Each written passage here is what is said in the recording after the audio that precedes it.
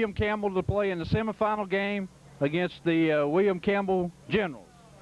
Mr. Blanton, a lot of support here today, looks like, for the Blue Devils. There's a lot of people out today, Larry, and it's going to be a beautiful day for football. Of course, anytime the Blue Devils are playing, it's a great day for football, but the weather's going to be very cooperative. Looks like it's going to be warm.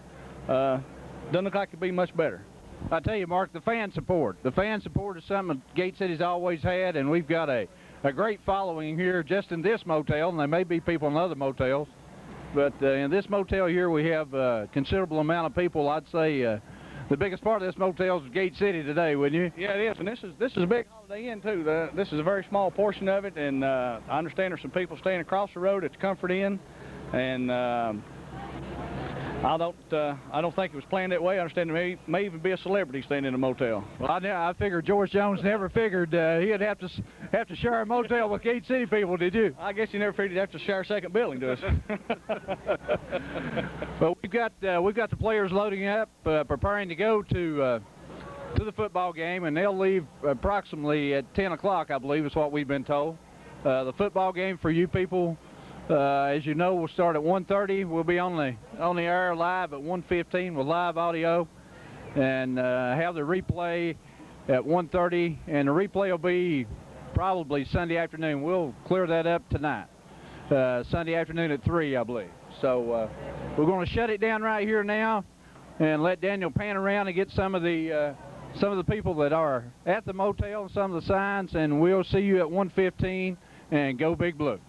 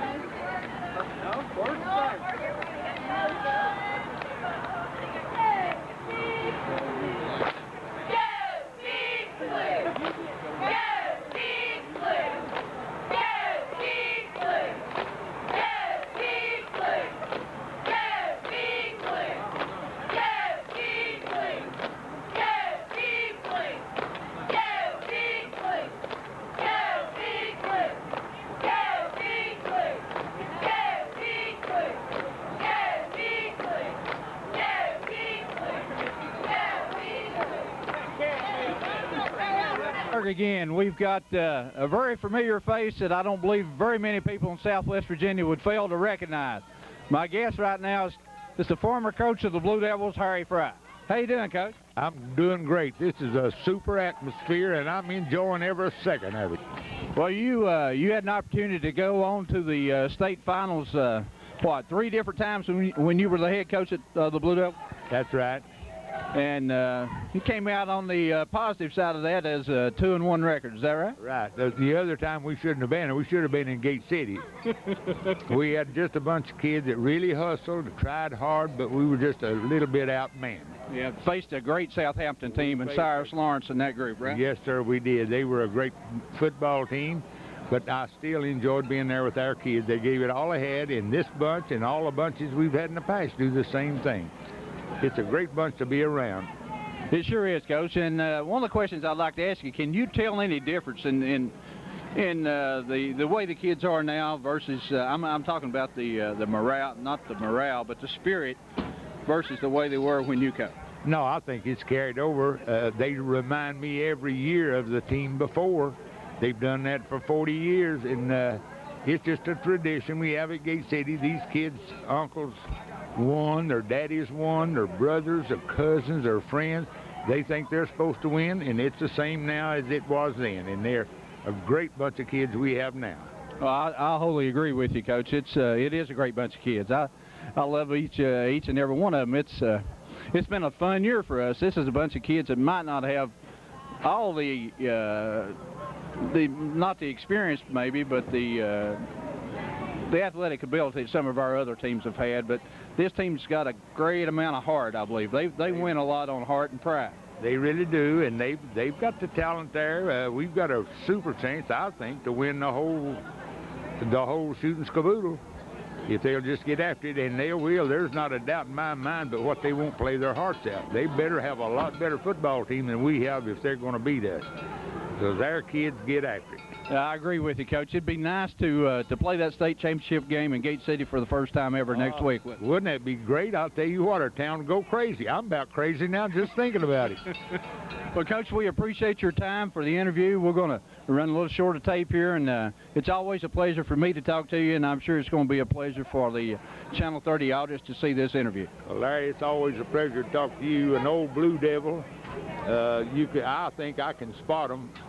90% of them, 99% or almost 100 turned out to be real good people. That includes you and even Mark Blanton and yeah, Mark Blanton and Bill Housewright and some of these kids. They turn out to be good people, and this bunch now will. I'm glad I have a couple of grandsons that are messing with this outfit, and I think they've got a good chance to turn out to be good people. Well, Coach, you know, my feeling is that the coaching staff is the people that helps turn out good people. Well, now we got to find a coaching staff with us now that you could have in America. They are great. They're a good bunch, and as you all were a good bunch also. You turned out some good people too, I think. Just look what you did with Blanton. I mean, our Blanton was down the drain, and I've really brought him to the front. Well, Coach, we thank you again, and we're going to sign off from Lynchburg and see you at the game at William Campbell at 1:15. All right. Thank you now.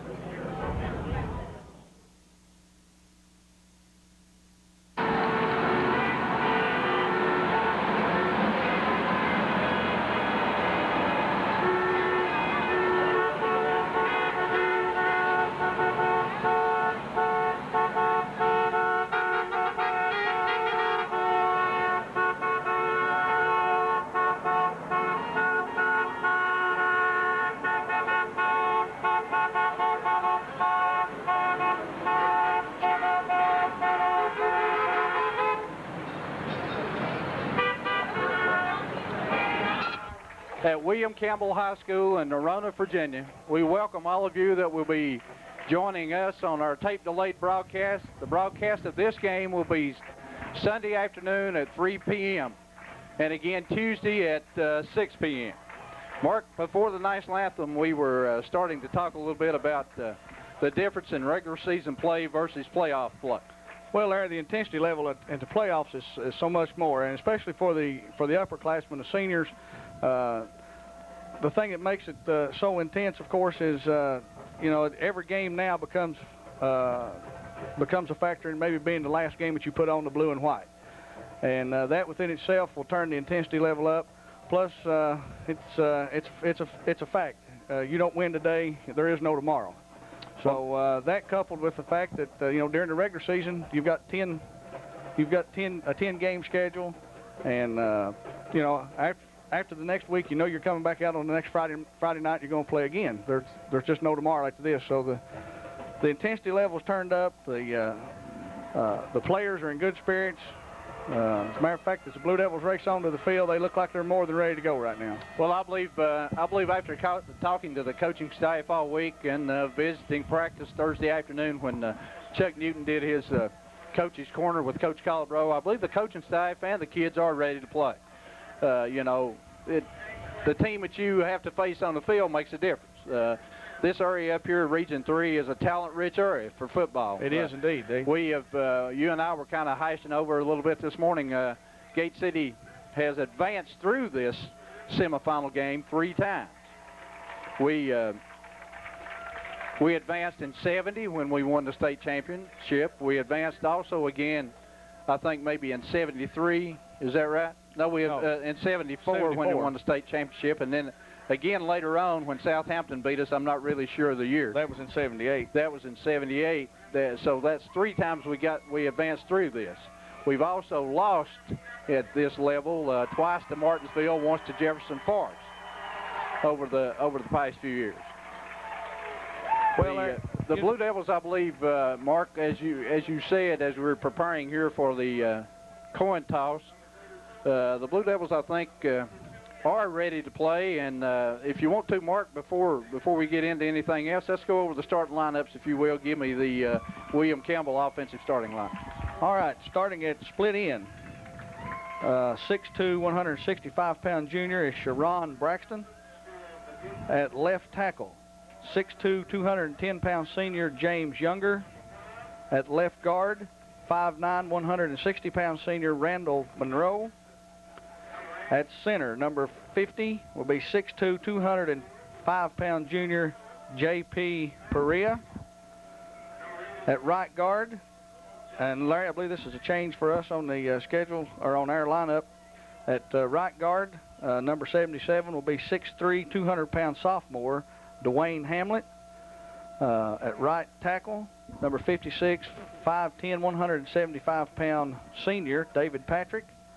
At tight end, 6'5", 205-pound junior Robert Adams. Starting at the left wing back will be 5'5", 145-pound junior Marco Panel. Starting at your right wing back will be a 5'5", 155-pound sophomore Ty Poe. Starting fullback will be 6'1", 200-pound senior William Brown. And Larry, this William Campbell team's run by a freshman quarterback, 5'9", 140-pound Dominique Dews. Well, Mark, Gate City has won the toss and deferred their choice until the second half.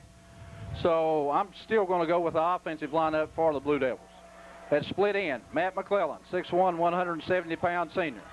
At left tackle, J.C. Oates, 6'3", 235-pound junior. At left guard, Matt Johnson, 6 feet, 207-pound senior. The center, Jason Kilgore, 5'11", 270-pound junior. The right guard, Chad Beasley, 6'4", 200-pound sophomore. The right tackle, Sean Becker, 6 feet, 200-pound senior. The tight end could be any one of 3, but we'll give you Wes Ford, 6 feet, 170-pound senior. The quarterback for the Blue Devils, Josh Shoemaker, 6'3", 180-pound sophomore. The left halfback, Matt Clayball, 5'9", 150-pound senior. The right halfback, Hank Clayball, 5'9", 150-pound senior. The fullback today, Kevin Gibson, 5'9", 170-pound senior. So the Blue Devils will go on defense first, Mark, by kicking off to William Campbell. And to be honest, I think even the coaching staff has expressed it quite a few times this year. They have a lot of faith in their defense, and their defense has probably been a bigger key in the game than their offense has. Well, it does, and I kind of suspicion, Larry, that was going to be the thing. If we won the toss, that we would defer, and I think they want to give a chance to set the tone of the game with the defense. It's no secret this William Campbell bunch has got a lot of speed, a lot of ability, and they're very deceptive. Of course, they run out of an offensive set that we've seen several times already this year with the wing tee, and it makes it very easy to hide the ball and be deceptive out of the wing tee. So it sure does, Mark. And for our video playback audience, we'd like to apologize for shaky camera here due to the noise and movement in the stands. We're on, our camera people are on top of the press box along with quite a few other people, and we have metal bleachers, metal stands, and the whole thing's hooked together. And when these people on the William Campbell side start jumping up and down and applauding, why, it makes our camera shake on top. So we have a couple of brilliant camera people in Gwen Lane and Daniel Daugherty that have done great work all year, and so it's more the location of everything than the people running the camera. Deep for William Campbell is Mike Hall, number 3. Stands back at about the 2-yard line. Matt McClellan prepares to kick off, and this semifinal game is underway. The kick is inside the 5 and goes into the end zone for a safety. So the ball hit about the 4-yard line, bounced into the corner of the end zone for a safety. William Campbell will take over to their own 20. And Larry, that's a good kick right to get things started with. We'll get them backed up on their 20 to start with, and make them go to work instead of giving them a chance to get a big run back right off the bat. Mark, this you keep me under tabs here. Now, this Delaware wing tee is a very tricky offense, has a lot of misdirection, and maybe hesitate a little bit till we see exactly who does have the ball. The quarterback is Dominic Hughes. He takes the snap, hands off to the left wing back in motion, and he's hit after he crosses over the 20. Picks up maybe a yard and a half on the play. And the stop that time looked like maybe Benny Wolf and Jake Housewright, I believe. Jake Housewright. Hank Clayball may have assisted in the tackle also. So a pickup of about we'll call it 2.5, 3 yards, make it second down 7. Hughes again, the quarterback. They are in a Delaware wing tee set. Blue Devils jump offsides, a little anxious here, so William Campbell will pick up a 5-yard assessment against the Blue Devils, which is going to make it second down about 1.5 probably. Well, our kids are really fired up. The crowd really got the Blue Devils in it early, Larry. I expect we're going to see some of that. They're not used to maybe trying a little extra hard too to get a jump on this quick offense from Campbell. I believe you're right, and we noticed that little quarterback, the way he sets down, Mark. It's going to be awful hard to see. It's going to be very hard to see him. He hides under the center, and he looks very deceptive with the ball too. The left back goes in motion. Hughes hands off to the big fullback, and he breaks through a hole on the right side, up across the 35. The ball is going to be spotted on the 35 for William Campbell. It'll be 1st and 10. William Campbell at their own 35-yard line. And Larry, he got a hole early there. He had a big hole there early, but it shut down pretty quick. Yeah, William Brown's their big fullback, 6'1", 200-pound senior. He's a fine specimen out there at the fullback spot, looks to be, Mark. Blue Devils in a 5-man line. Hughes, the quarterback, hands off again to Brown on a slant to the left side, and he's hit by Burke, I believe, that time after a small gain, maybe only a gain of about a yard. Well, Burke got good penetration that time, and he met him almost there in the backfield and got some help out of Benny Wolf. Mark, it's kind of hard to believe this weather we're having up here compared to the weather we've had in Scott County. You know, it's absolutely gorgeous. It's almost like a late fall day rather than a December day. It's sunny and lower 60s, and it's just perfect day for football. Second down and 8. The ball on the William Campbell 37-yard line. Hughes, the quarterback, left back goes in motion, left wing back. He's hit behind the line of scrimmage and loses maybe a half a yard that time. First man to make the penetration, I think, was Lindsey Fisher and Matt McClellan, and maybe Matt Clayball in on the tackle that time. Right, maybe. I think we saw Brian Burke in there again, off that other side. Yeah, we talked last week, Mark. You wasn't able to be with me, and I had to do a lot of talking by myself. But Brian Burke has had a great season. Now, they said you got to say a lot last week. I was impressed. Third down and 9. The ball on the 36-yard line of William Campbell.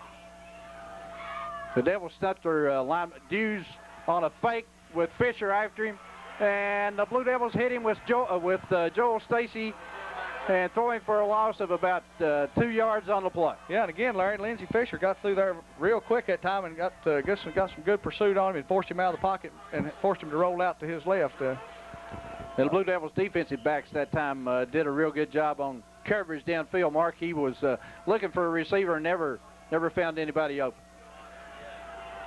So William Campbell will drop punter back now and punt in punt formation. The Blue Devils have Matt, Hank Clayball both back in receiving. A low punt that hits at about the 38. It's picked up by Matt Clayball, circles out to his right, and loses a couple yards back inside the 30 to about the 28. Punting game I noticed for William Campbell, Mark, in our pregame warm-ups. Doesn't appear to be anything great. Of course, that was a low line drive punt. Didn't have a lot of trajectory to it. No, and both punters that were warming up before the game, I know we commented on it. They didn't kick the ball very high, not very much hang time on the ball. So I suspect if we can force them to punt a lot, we're going to see some opportunities for returns today. Blue Devils on their own 27-yard line, we'll call it. Handoff to the fullback Gibson, and he struggles up across the 30 to right about the 31, 30 and a half, we'll call it. Should be a pickup maybe of close to 3 and a half on the carry that time. Larry, talking to some of the players this morning after breakfast. Of course, they were all ready to get out here and get at the game, and it's like any other game of this magnitude. The weight is a killer. So, but they had a good night's rest, and they feel good. Most of them I talked to, and they're ready to get after it this morning. Blue Devils with the ball spotted on the 30. Second down and about 7. Handoff again to Gibson. Circles over left end. Picks up close to 3-4 yards on the play. He's going to spot the ball right at the 34-yard line, I believe, after the mark. Should bring up third down and about, looks like about 3.5, 4 yards to go.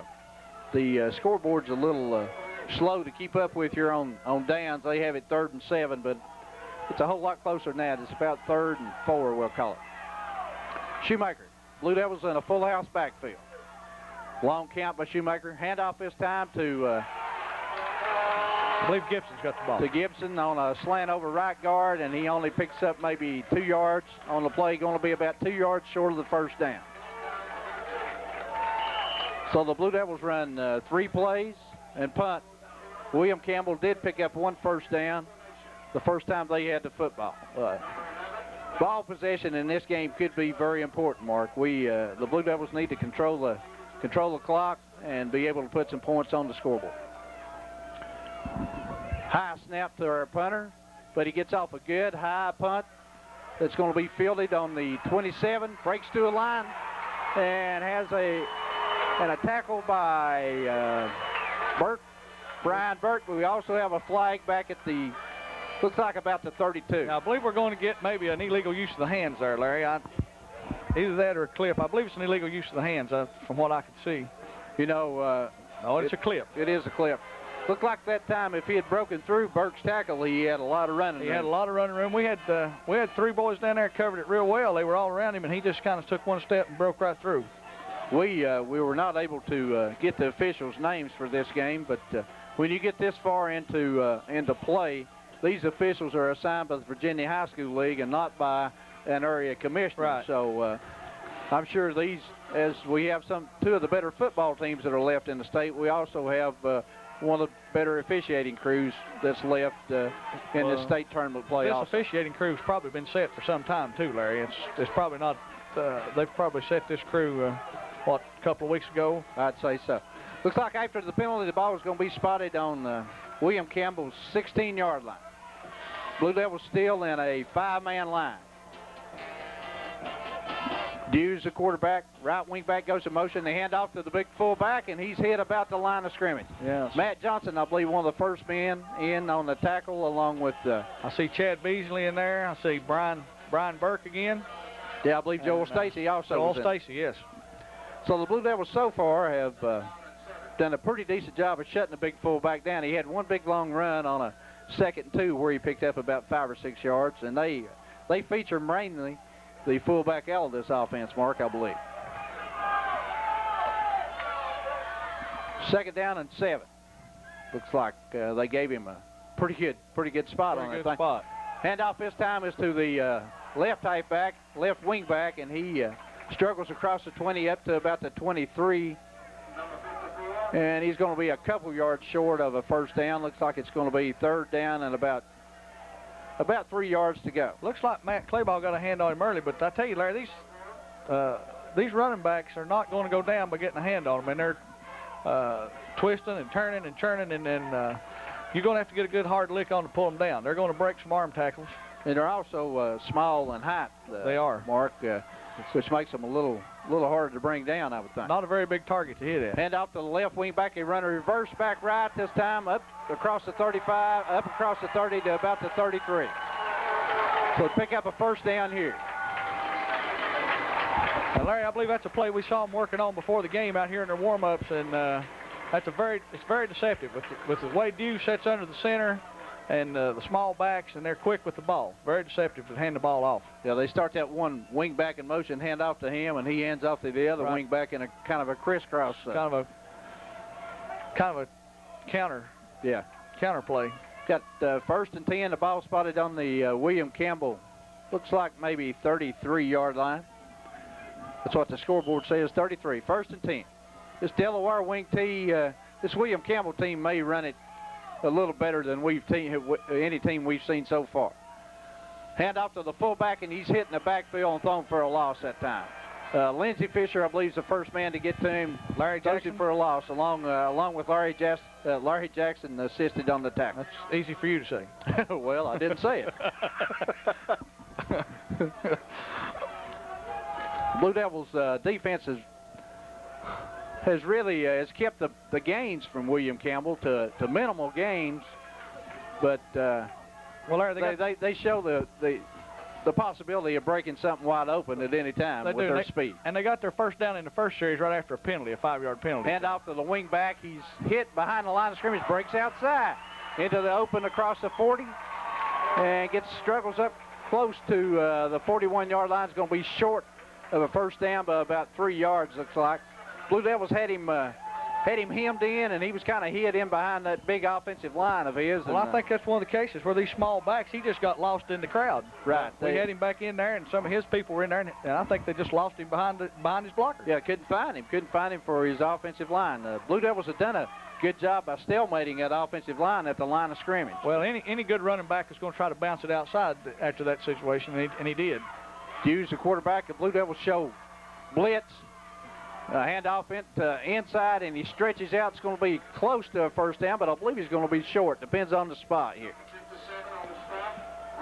Brian Burke, the man on the tackle for the Blue Devils. The official says fourth down and about 1.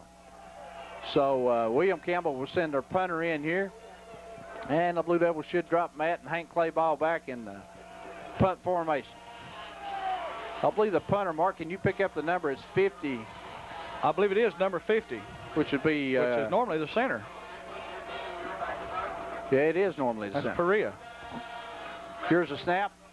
Gets off a line drive punt that Hank Clayball fields at the 25, and he only gets up maybe to the 26 before he's hit and tackled by a host of William Campbell General. Larry, he doesn't get much hang time on the ball, but they cover the ball very well after he gets it down there. They're quick to the ball and fast to find it. Well, this one of their biggest assets in this week, talking to Coach Calabrose, are speed, Mark, and they do show quite a bit of quickness. We thought we had some speed when we came into this game, but now I believe William Campbell may have a big edge in speed against us here. We've got 2:54 left in the first quarter, no score. Blue Devils put Hank Clayball in motion, hand off on the little inside trap that time to Hank Clayball. Had Matt Clayball in motion, and he dives across right tackle up to about the 31. Gain of about 3 yards on the play.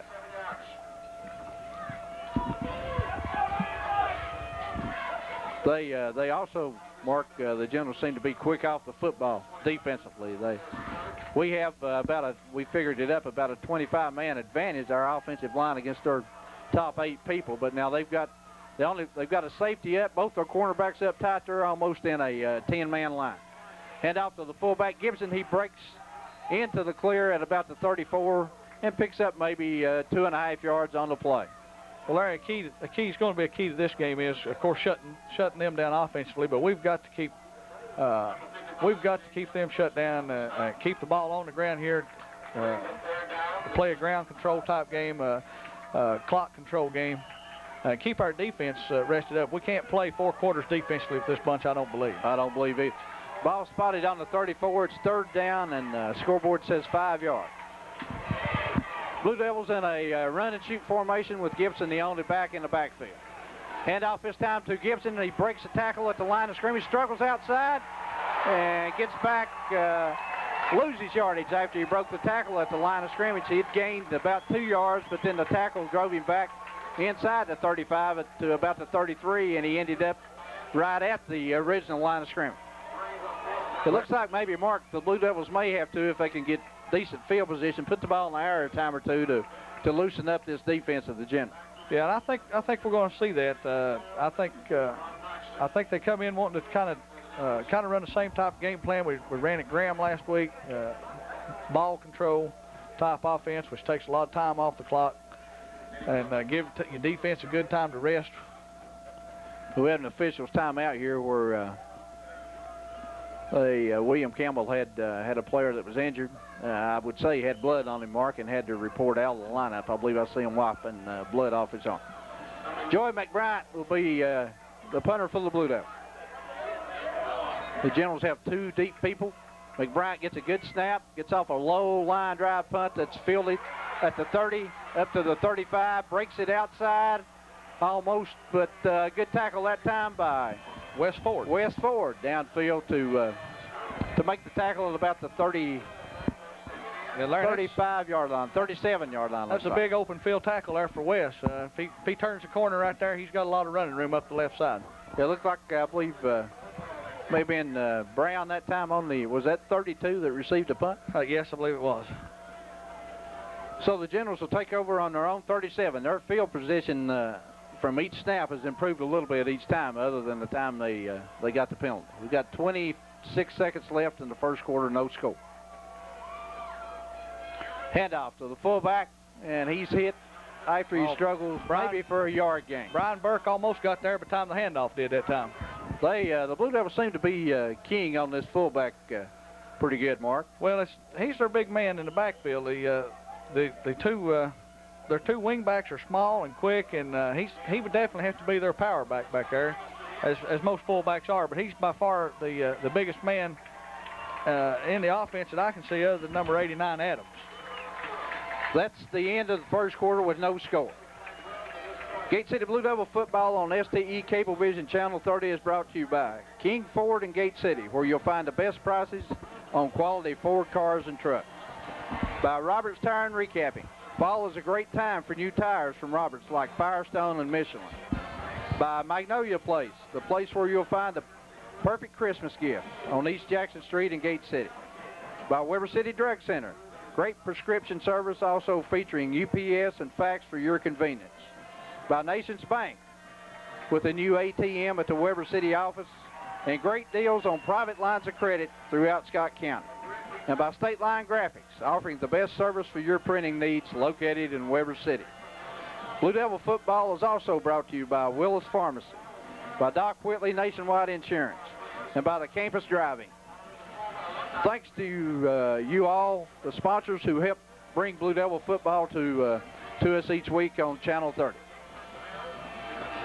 Mark, we probably won't be able to see the stats until halftime, but I got to believe that William Campbell so far is leading in rushing against the Blue Devils. We've only been 3 snaps and out on 2 different series, I believe, and William Campbell has been able, like we said a while ago, to pick up maybe one first down, two first downs, I believe, during the game.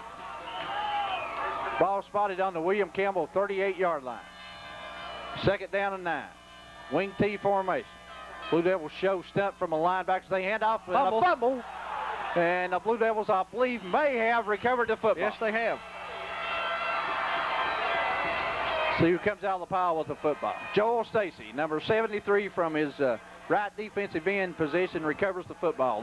They tried to run that little trap that you caught a while ago with the reverse, and didn't have a real good exchange of the football. Well, they didn't have a good exchange, and we had some people in the backfield, too. Our defensive line's getting good penetration on their offensive line. However, their defense is getting good penetration on our offense. So yeah. So far, it's been pretty much a stalemate, I would think. Devils got real good field position down at their own 40 this time, though. Yeah, the Blue Devils on the William Campbell 40. our best position of the day by far. And we have an official timeout here. Looked like the official's talking about the scoreboard, Mark. Maybe the clock may have run a little bit after that play. I'm not sure. They're signaling to the scorekeeper, so, or the clock operator. Larry, you know, this is not a great big stadium, but it's a beautiful field. It's a beautiful high school, and it's beautiful country. It's out here in the out in the county, and it's just a beautiful facility right here. A lot of flat country up in this part of the state, Mark. You know, it's different than what we're used to, but looks like some beautiful farm country. It's a good area maybe for a sport that you and I like a lot, and deer hunting and thickets and pine forests. So we want to forget about all that, though, and play football right now, right, Blue? Well, at least for 3 more quarters. See that? You know, I've already made that mistake once and called you Blue. And you people listening, Mark and I do a lot of officiating in baseball, and most of the coaches, when they holler at an umpire, they can't remember names. They just holler Blue. So we kind of picked that up and call each other Blue a lot. That's not a bad color when you follow Gate City. Well, it's not. It's I'm sure I've been called a lot worse, and I know you have. So. Well, you probably did it. I'm sure I did. The officials are still trying to get the clock reset. The clock right now shows 11 minutes 42 seconds remaining before halftime, with no score in the game. Blue Devils have just picked up the first turnover in this football game by a fumble by William Campbell on their own. We'll call it their 39. It's football just inside the William Campbell 40. Blue Devils in a full house backfield. William Campbell with 10 people up in the box, Mark, close to the line of scrimmage. Shoemaker has a man out in the flat. The pass is complete to Matt Clayball at about the, looks like inside the 30 at the 39, going to be awful close to a first down, Mark. And as Matt made his turn, Larry, he had some running room, maybe just one defensive back to get by there, but he lost his footing. We also have a timeout right now to check for the first down as the chain crew will come in and measure here. The Blue Devils threw a little safe pass, a little pass out in the flat, something that normally pick up 4, 5, 6 yards. And that's going to be a type of pass that I believe will work for a while, Larry, to loosen this defense up for William Campbell. They can work the flats, throw a real high percentage pass, right, and get it in the hands of Hank or Matt one, and give them a chance to work and make something happen.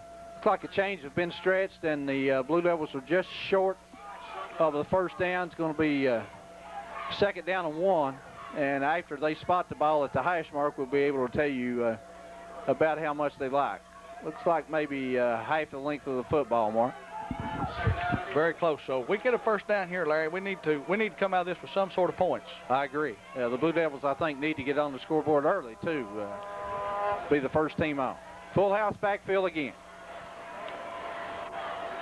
And the officials waiting to wind the clock after the chain crew gets set. Shoemaker under center. Full house backfield. Quarterback sneak. Shoemaker drives and still fights and struggles, and I believe his second effort probably got him the first down. Yeah, I'm not sure. I believe the second effort is what got it. I think they pretty much shut the initial surge down, and he kind of bounced it to the left a little bit, Larry. The Generals have scouted Gate City probably last week, and probably I know the coaching staffs have swapped films. I don't know how many they've seen, but in short yardage situations for the last or for the majority of the game, the majority of the season this year, we've gone with the quarterback sneak because Shoemaker's big side. Ball spotted on the William Campbell 28-yard line. First and 10, Blue Devils. Shoemaker, long count. Little pass out in the flat to Clayball, I believe, and the official calls it complete, I think. It was a low pass, and he had to pull it off the top of the ground. Which Clayball was that, Hank or Matt? I believe that was Hank on the left side. I'm still waiting to signal, see if they're going to signal that a catch or not. Well, the officials now, one of the back judges have come in to discuss the play. The ball was just a tad underthrown, and he had to dive back for it. I'm not sure from my vantage point where they really caught the ball or hit the ground, Larry. I'll tell you, this William Campbell defensive line has two big ends. You've got they're calling it an incomplete pass. You got Robert Adams on one end. That's about 6'5", and Robbie Mason on the other end. I think it's 6 feet.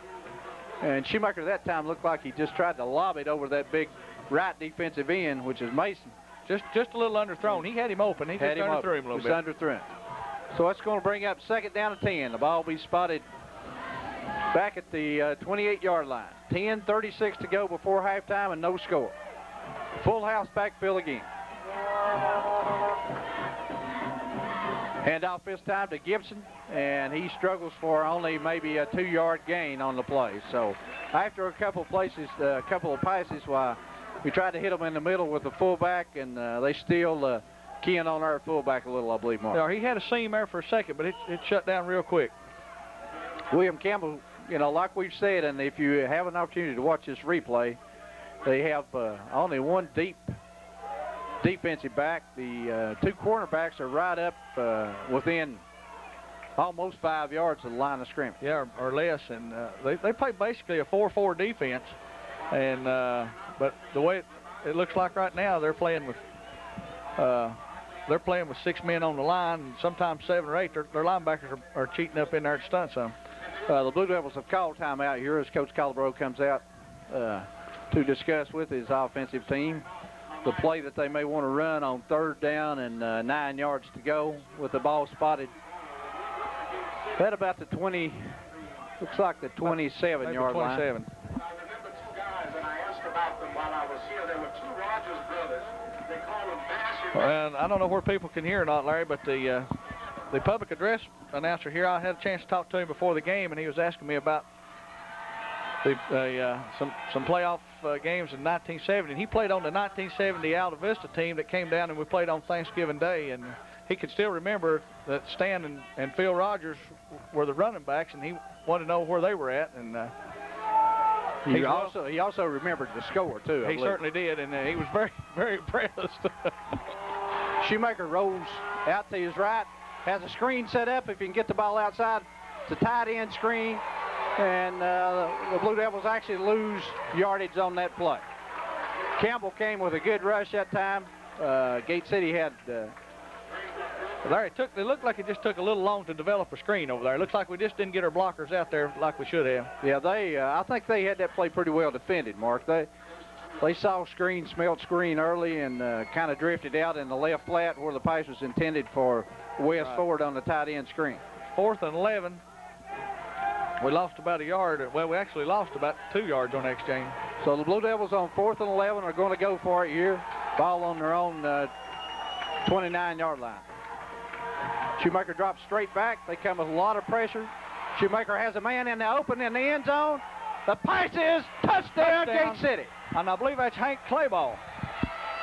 I wonder where Shoemaker is going to break away from the defensive man, and saw Clayball going down the left sideline wide open, but the question was where Shoemaker was going to be able to get the ball to him. It was, and he had to throw on the run. He was forced out of the pocket.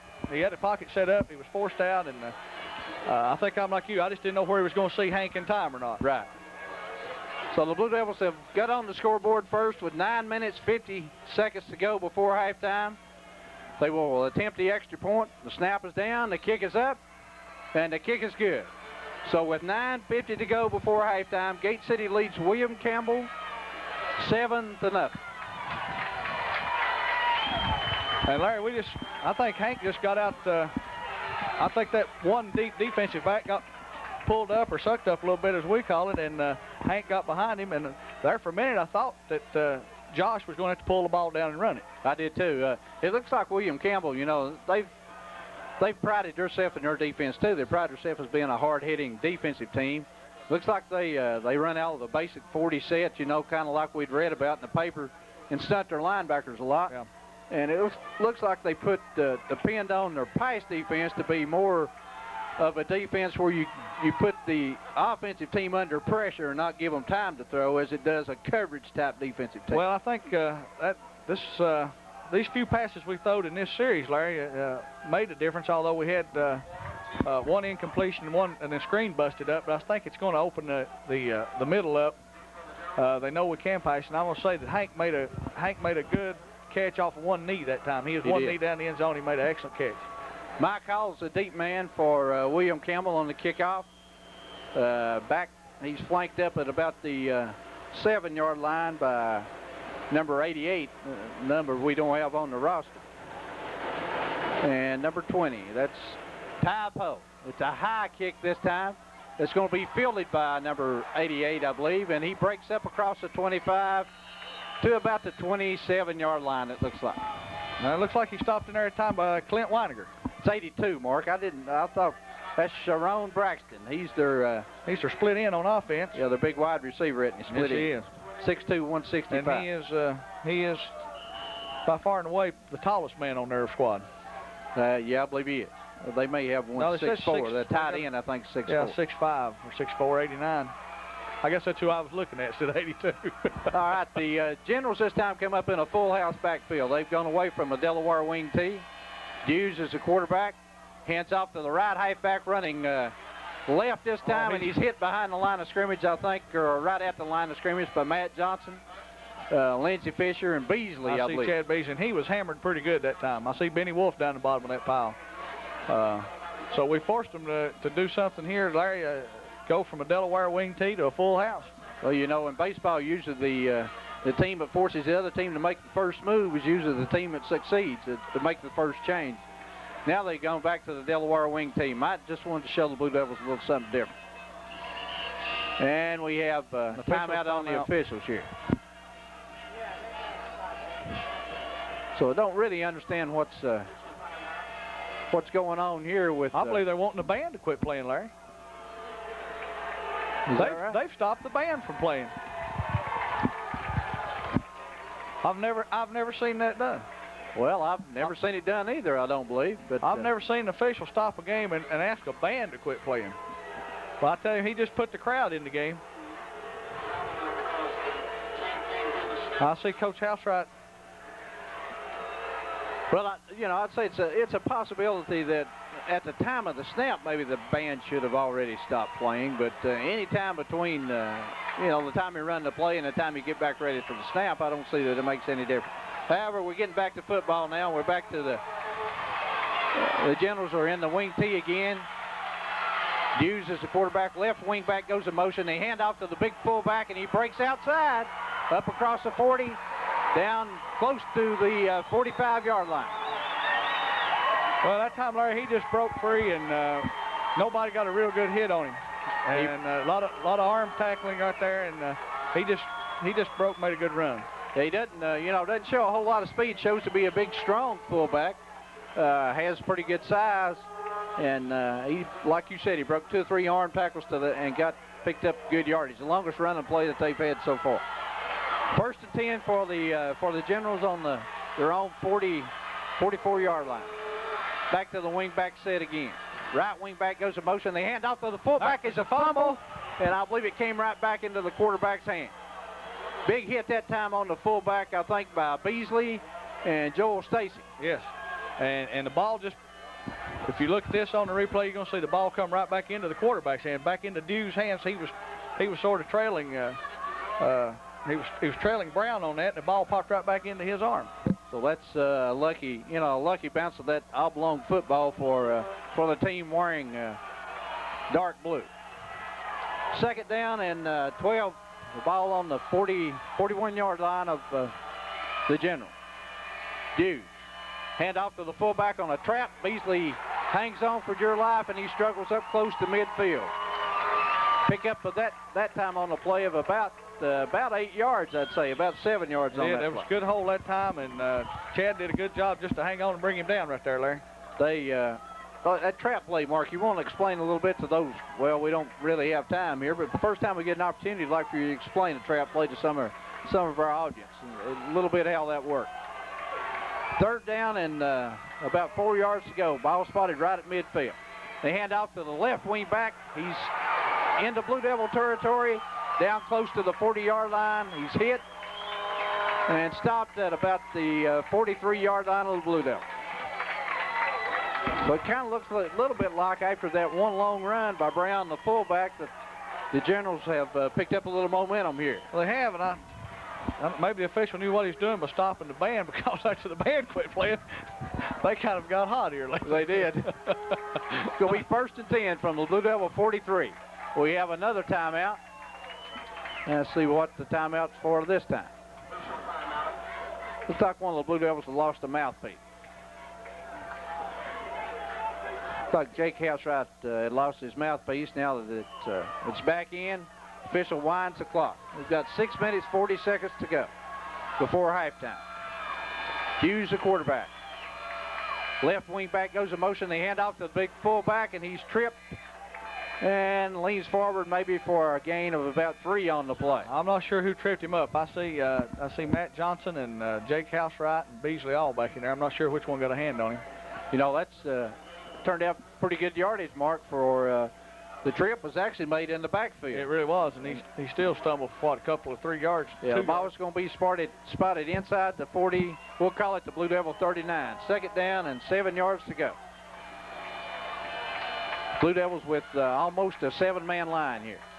They fake to the fullback, run the right wing back over to the left side on a little misdirection play.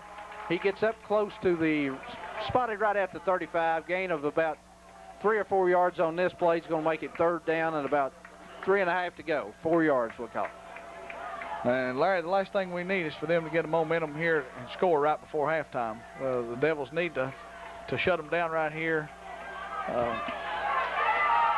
Yeah, big play here. 3rd down and 3 yards to go. The ball spotted on the Blue Devil 35. Blue Devils showing blitz with their linebackers. They hand off to the wing back, and he's hit in the backfield and breaks it outside. And he's hit and knocked out of bounds by Matt Clayball inside the 25 at about the 23-yard line. So the Blue Devils gambled a little bit defensively that time and shot their linebackers. And once he got the containment to the outside, Mark, broke containment to the outside, he had a lot of running room. That's just sheer speed. Once he got to the corner, it's just like a burst of speed right there. Yeah, that was Marco. Very quick backs. Marco Pinnell on the carry that time, a left wing back. Looks like the Devils are taking a timeout. Coach Housewright wants to go out and talk to his defense. That's the 2nd timeout this high for the Blue Devils. I'll tell you something else that looks a little different, Mark. Now, you've been a whole lot better football man than I am because you played the game, but it looks to me like this set of running plays that the Generals may have taken just a little bit wider gaps in their offensive line set. There's either that or we're spreading into the gaps a little bit more, trying to get some better penetration. Our penetration's been good. We've hit them several times in the backfield, Larry, as you've seen, and everybody else will be able to see in the replay. But the thing is that getting a hand on them, and getting a hand on these quick backs, I mean, they just got to give you one little move, and once they break free, their speed, they're just hard to contain. I believe I noticed Matt McClellan checking into the Blue Devil defensive backfield. We'll have to see in whose place he might be, where it might be Matt Clayball or who, but I'm pretty sure I saw number 4 when they break the huddle here. We'll be able to see. They haven't attempted but one pass. Is that right? I believe that's right. And they didn't get it off, did they? No, that's all. One pass, I believe, is all they have attempted. Nah, must have been wrong, Mark. That must have been a Housewright or somebody coming back because we're back with our normal defense. Hughes, the quarterback. Hand off to the big fullback, and he's hit and struggles up close to the 20-yard line. Gain of about 3 on the play this time. I'll tell you, Larry, you know, it looks like they've got him shut down. He's not gained any yardage, and every time I look up, they're moving the yard marker 3 yards. Yeah, I believe that was Joel Stacy, maybe on the tackle that time for the Blue Devils. Maybe assisted by Brian Burke. See if the Blue Devils have gone out of that 7-man defensive front, 6-man defensive front. Oh, we're coming with it again. 2nd down and 7 yards to go. Hughes on the handoff to the big fullback, and he dives up close to the 15-yard line. They're getting about 3.5, 4 yards every play. So if you get 3 yards on 4 plays, you're going to have a 1st down, right? You are from here. Pretty good spot that time. They spotted the ball back short of the 15 at about the, looked like maybe the 17-yard line. Should like 4.5. Yeah, we'll call it 3rd down and 4. A long 3. The scoreboard says 3. Looks closer to 4 from here.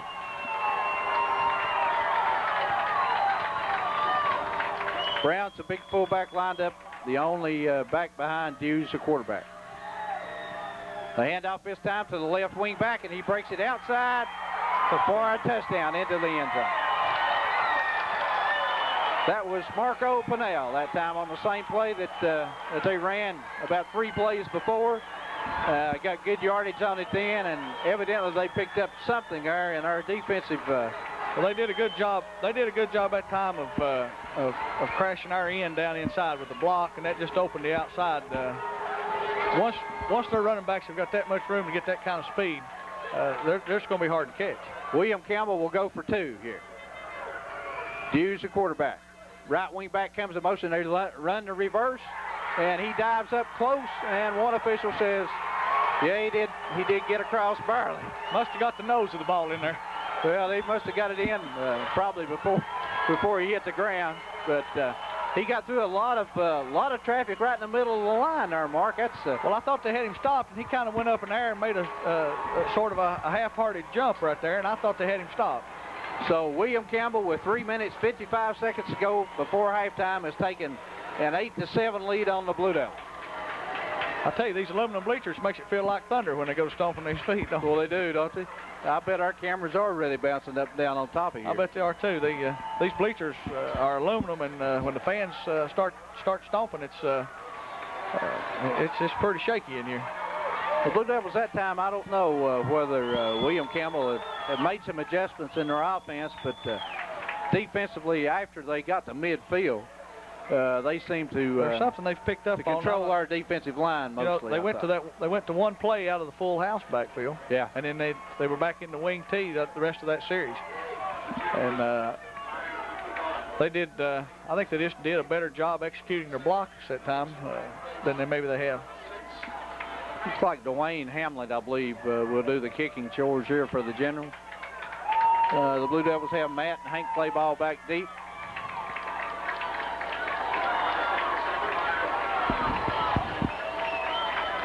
The ball spotted at the 40. And Hamlet hits the football high end over end kick. It's going to be fielded by Matt. Play ball at the 18. He breaks up across the 20. He's got some running room. He's out in the open and tackled from behind. Just caught from behind. Inside midfield. The tackle was made that time by Sharon Braxton, the only man left to be able to tackle. And actually Braxton caught him from behind, Larry, just as he crossed the 50-yard line. Thought Matt, if he might have been able to make one little move back to this side of the field, may have been able to get away from Braxton. But those William Campbell Generals do show a lot of quick. But the Blue Devils with good field position here at the 48-yard line of the General. Full house backfield. Shoemaker rolls to his left under a lot of pressure, puts the ball up in the air, and it's caught by McClellan. Inside the 40 at about the 39-yard line of the General. And that was a good pass, a good safe pass on the receiver side of the ball. The defender didn't have a chance to make a play on it, and Matt made a good dive and catch toward the sideline. So. And that's a first down for the Blue Devils. The ball spotted now, looks like at about the 38. So the Generals still come with a lot of pressure when it looks to be passing plays, Mark. They come in with both linebackers on this play. They've jumped up into the line of scrimmage. Blue Devils hand off on a trap.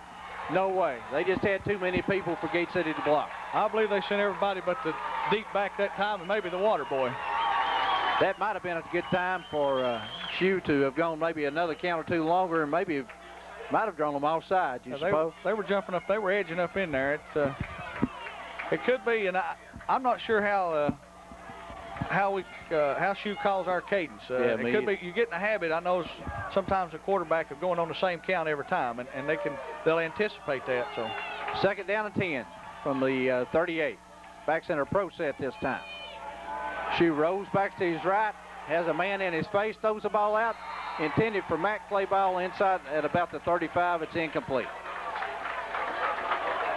So they got good defensive pressure that time from her right end. Looked like I believe that's left defensive end. That's Robert Adams. That big. I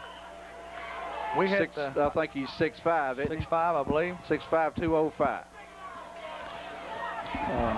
Looked like we had Matt open again on that little sideline pattern. Just couldn't get the ball to him. Yeah, we're going to have to be able to get these people blocked because they're going to really. It looks like they're going to put a lot of pressure on with their linebackers all day.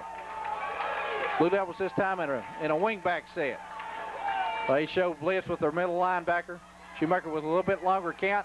They run a little inside trap to Mack. Play ball, and he's hit that time by Robert Adams after maybe only a gain of 1 yard. So it's going to be 4th down and 9.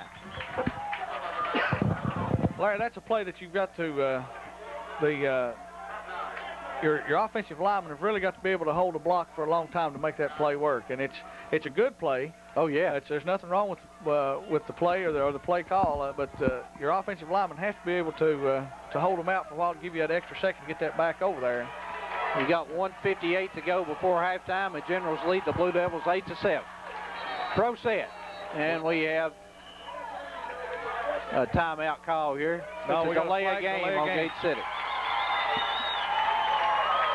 So the Blue Devils, after getting a good field position on the kickoff, have kind of struggled here, and only at one time have picked up 1 first down inside the 35 of the Generals. But now after the penalty, it's going to be 4th down and 15 yards to go. So we drop McBride back at punt formation. Good snap. They come with a lot of pressure. McBride gets an end-over-end kick. It's going to hit and bounce. And the Blue Devils down it inside the 5-yard line at about the 2 or 3 yard line. Good coverage that time. I think their back thought the ball was going to take a hit and bounce into the end zone, and it's good coverage down there by, I'm not sure, I believe I saw Matt Clayball down there. The Blue Devils only have 1 timeout left in this half, even though they have the Generals pinned deep to their own goal line. We'll spot it at the 3. The scoreboard says 3, 1st and 10 for William Campbell. A break right here or a turnover right here. A turnover. But the only opportunity the Blue Devils have with no more time and only 1 timeout. Wing back set again. Dews hand off to the big fullback, and he's hit after he picks up maybe 1 yard on the play. Clock's ticking down now, close to a minute. I'd say William Campbell with the lead here will probably take as much time as possible before they snap the football.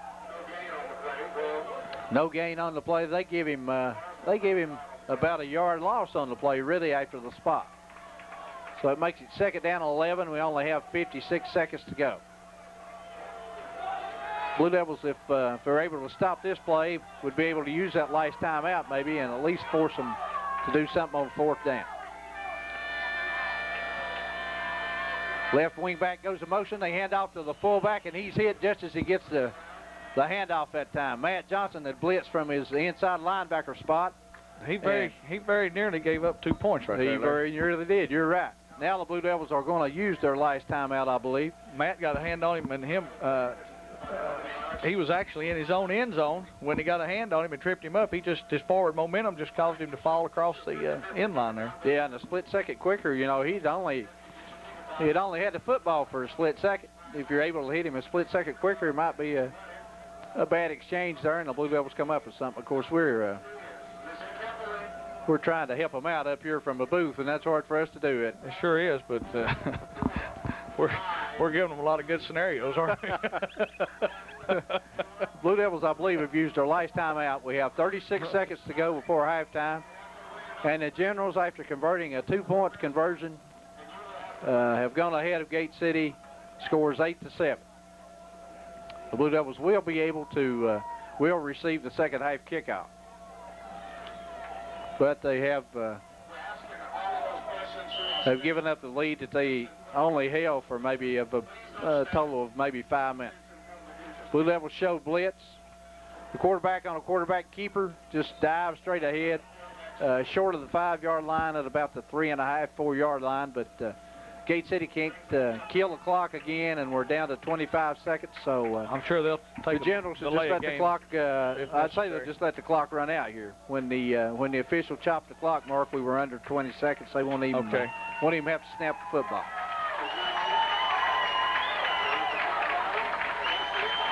So the clock ticks down to 5 seconds to go. 4, 3, 2, 1, and we are at halftime at General Stadium, William Campbell High School, with the score at halftime: the William Campbell Generals 8, the Gate City Blue Devils 7. Mark, so far, what do you think about what's happened in the first half? Well, Larry, it doesn't seem to be anything any different than what we expected or what we heard that William Campbell was going to do. They're quick. They get off the ball well. I thought our defense did an excellent job. Other than the one drive, I thought our defense shut them down real well. But you know, we're going to have to come back out. We didn't get a lot going offensively, only the one drive for us offensively, and we had real good field position. So we're going to have better field position in the second half. Yeah, I agree, Mark. You know, their defense is tough. I think it's probably the toughest defense we've seen all year. They're big. Their linebackers are big. Not big so much in size, but big in height. They have those two big tall. They actually look taller than what they show on the listed in the press guide for heights on all of these. And their weight. And we, you know, you and I talked to Mark before the game. They came out and warmed up without shoulder pads on, just their pants and jerseys and helmet, and they looked to have a little more size than what I was led to believe they had, or maybe what I read or thought they had. So, well, we're going to take a 5-minute break here for our halftime, and we'll be back in about 5 minutes. They've caused a fumble. They've caused some havoc in the backfield several times. Really, a ball popped loose there on loosed. That's a good word, but loosed. Yeah, we can tear them up with these words. They popped loose on Brown there, and it so happened to pop back into Dew's hands. But the thing is, and I say we, the Devils are going to have to keep, you know, give their defense some rest. They'll wear us down if they don't, and we got to get something going offensively. And fortunately, we've got the kickoff coming to us here. Matt clay ball about broke one while ago, and so this ball game's a long way from being over. We're only down by 1 point, and I really feel like the Campbell's fortunate to be up by one, because they almost stopped the 2-point conversion. Yeah, I agree. And I thought you made a good statement there. You said we've got to keep our defense off the field. We'll take a look now at the first half stats that have been supplied to us by Mark Peters, Mike Bailey, and Mike Long of WGAT Radio, as they have supplied our stats for us all year. But the stats kind of indicate the statements that you just made. Gate City only had 3 first downs to the General 6. Gate City rushed the ball 10 times for only 16 yards. William Campbell rushed the ball 27 times for 109 yards. Gate City attempted 6 passes, had 4 completions, no interceptions for 46 yards. William Campbell did not attempt a pass in the first half. They rolled out one time, and the Blue Devils sacked the quarterback. But so total offense in the first half is Gate City 62 yards and William Campbell 109. Punts, Gate City had 3 punts for an average of 37 yards. William Campbell had 2 punts for an average of 36 yards. Fumbles, Gate City did not have any in the first half. William Campbell had 1 fumble and lost it to the Blue Devils. Penalties, Gate City had 2 penalties for a total of 10 yards. William Campbell had 1 penalty for 15 yards. So turnover-wise, the Blue Devils did not have a turnover in the first half, and William Campbell had 1. For the Blue Devils, I think, to really be successful in this half, Mark, I believe we've got to score and maybe pick up a turnover off of William Campbell and be able to get up by more than 1 touchdown. And I believe this opening kickoff and what the Blue Devils do with it, like you said, may be a big indicator of things to come in the second half. Well, it could be, and it probably very well will be. If the Devils can take the ball and get down there and get some points out of it, even a field goal, of course, a touchdown will be great. If we can even just get a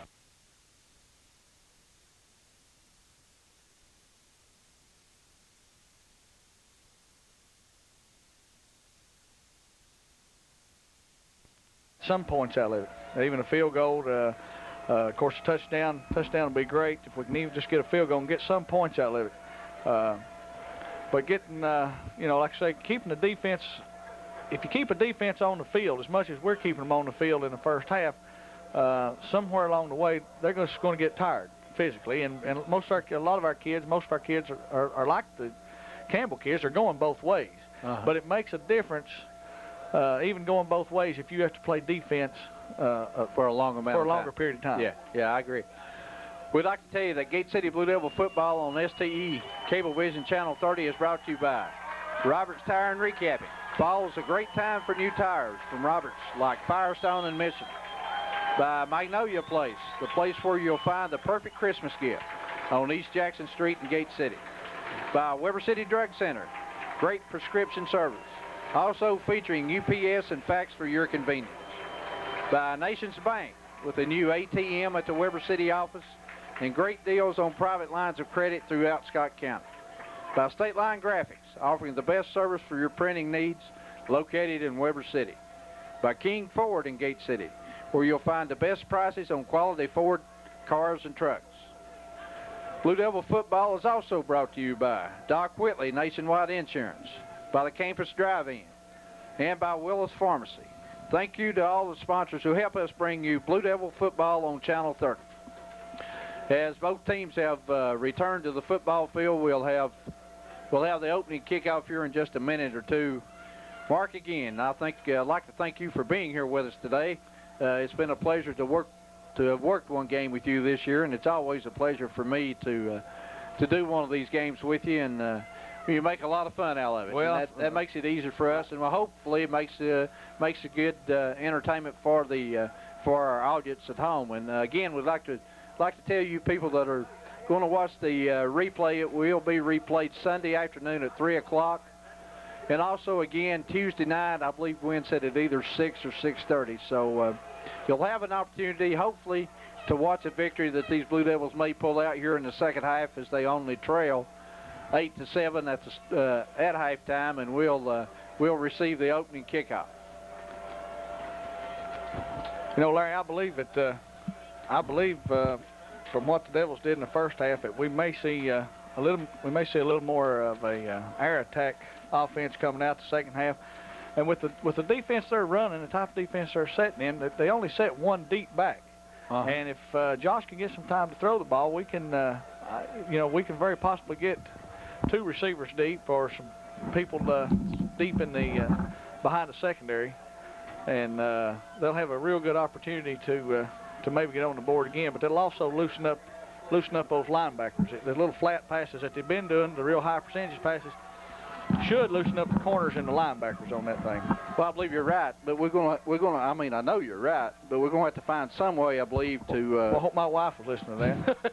We're going to have to find some way to block those linebackers before we'll be able to throw that foot. You wouldn't say that again, would you? You know I'm right? I know you're right. I know you're right. Karen, if you're listening back home in Weber City, well, I know he's right, Karen. But, I think so far, last week against Graham, Gate City's offensive and defensive line controlled the line of scrimmage. Both lines controlled the line of scrimmage. And here today, they haven't been able to, on offense, control the line of scrimmage. Right. Well, I was not able to attend the game last week, and but I did listen to WGAT's broadcast, and from everything that I could hear, and I did listen to the entire game, and it sounded like the Devils did just control. It's just a ball control game. And, they did control the line of scrimmage, and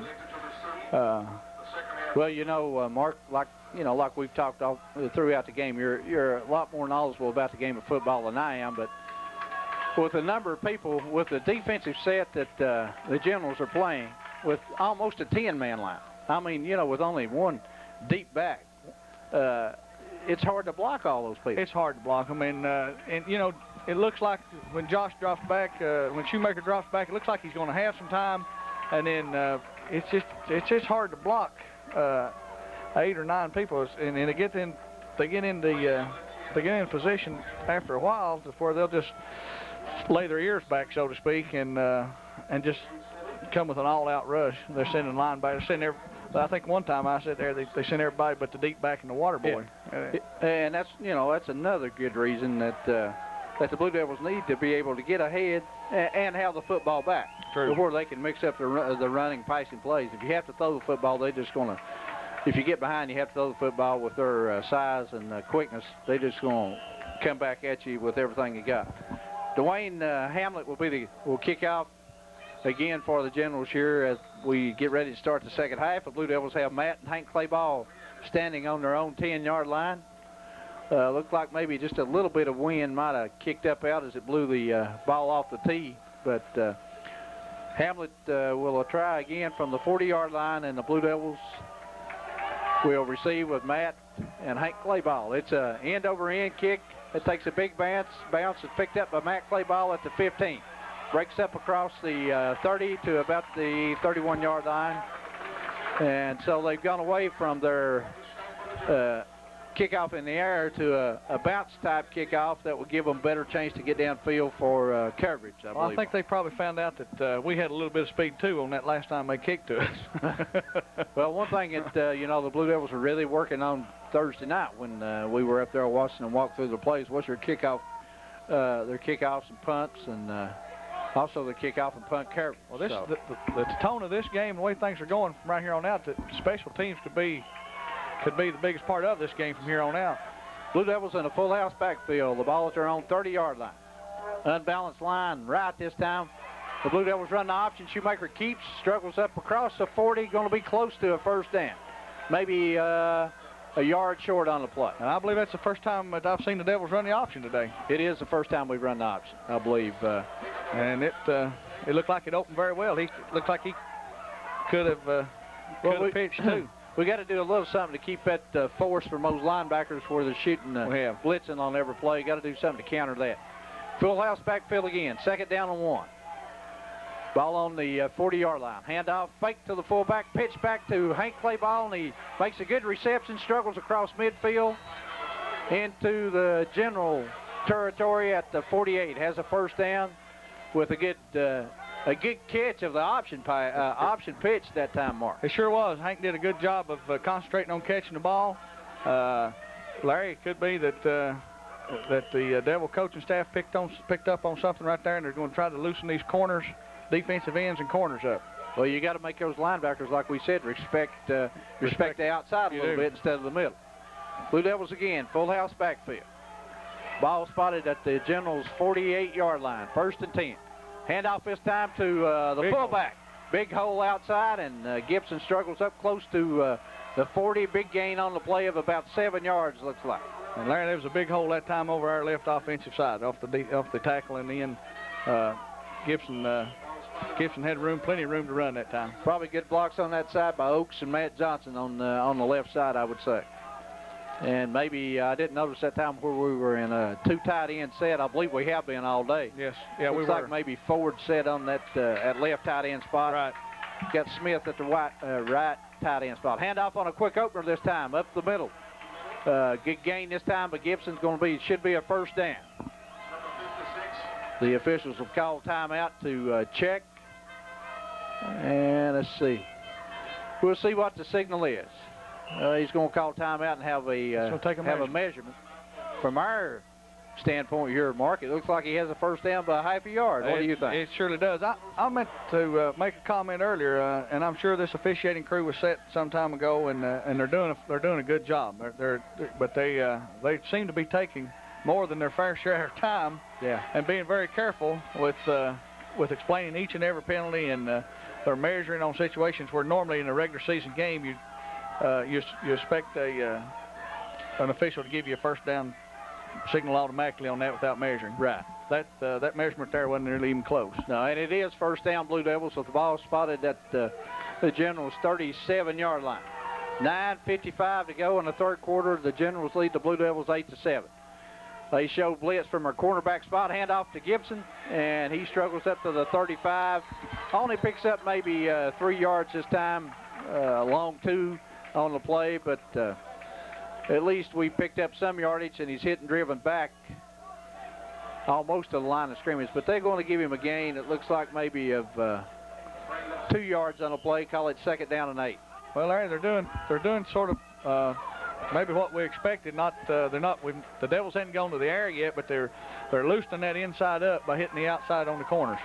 Running a little slant that time out of with the fullback. Full house backfield. Shoemaker runs the option, pitches left to Matt Clayball. He has a little opening, but a real good tackle by number 82 for the Generals. That's Sharon Braxton. Came up from his cornerback spot that time and stopped Matt Clayball after, well, really got a loss of about a yard on the play. So it's going to bring up. He made an excellent tackle that time. he come up and stayed with Matt on that option. If he doesn't make that tackle right there, we get big yardage out of it. I'd say you're right. I'd say you're absolutely right because he's the only man left back there. He's it. Got to get some help outside from that linebacker, but run and shoot formation this time with Gibson at the fullback spot. They run, going to throw a fullback pass, and Gibson's going to be thrown for a loss. Oh. But he does get rid of the pass before he hits the ground, which makes it an incomplete pass, and the Blue Devils will have it 4th and 10 from still the original line of scrimmage, the 35 of the Generals. Well, I'll have to say, Devils, they had me fooled that time. I don't know that I've seen us run that over one other time this year. Yeah, we have. It didn't fool William Campbell at all. Right, we have run it. I think maybe one time, and might have had the same results. I don't really remember. McBride's back to punt. Gets a snap, gets off a low end over end kick. It's going to bound down close to the 5-yard line. It looks like inside the 5. Inside the 5-yard line. So the Blue Devils will have to turn it over to their defense here, even though the offense did make a little headway that time, picked up a little yardage, but the play on 3rd down by Braxton on the option kind of shut that devil drive down. Dribble drive down? Yeah, dribble devil. They, you know, the thing about it is, even though we didn't come away from that 3 points, I think it showed our coaching staff and our kids something. We can move the ball, right. And that may be worth a whole lot later on here in the game. Hughes, the quarterback. The ball spotted at the 4-yard line, I believe. They hand off on the little inside trap to that wingback. Matt Johnson just missed him, at the 1-yard line, and he struggles up across the 5 to, we'll call it about the 6. Gain maybe, looks like maybe 2 yards, a long 2 on that play.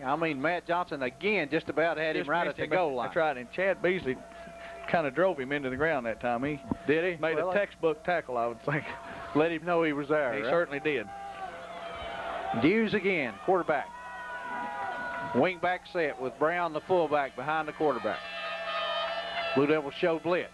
They run to the big fullback Brown, and he breaks tackles and gets outside the 15, up close to the 20-yard line with a 1st down. Yeah, and again, I believe Matt had a hand on him in the backfield that time, or maybe almost had him around by the feet that time. Well, that's, I'll tell you, Big Brown doesn't have great speed, but he has pretty good, I think, big, strong legs is what impresses me about him. He's got good balance, too. He does have good balance, and like you said earlier in the game, you better hit him to bring him down. So the Generals now have gotten outside their own goal line, have the ball spotted at about the 18-yard line, looks like. Their own 18. They hand off to the left wing back, on the play that scored a touchdown, and he struggles and breaks tackle after tackle and picks up another 1st down up to the 29-yard line. It's going to be close to a 1st down. It is a 1st down. So that's the same play that scored the touchdown, the same play that got good yardage before the touchdown, and every time they run that play, Mark, they picked up 8 to 10 yards. Their execution of that play is excellent.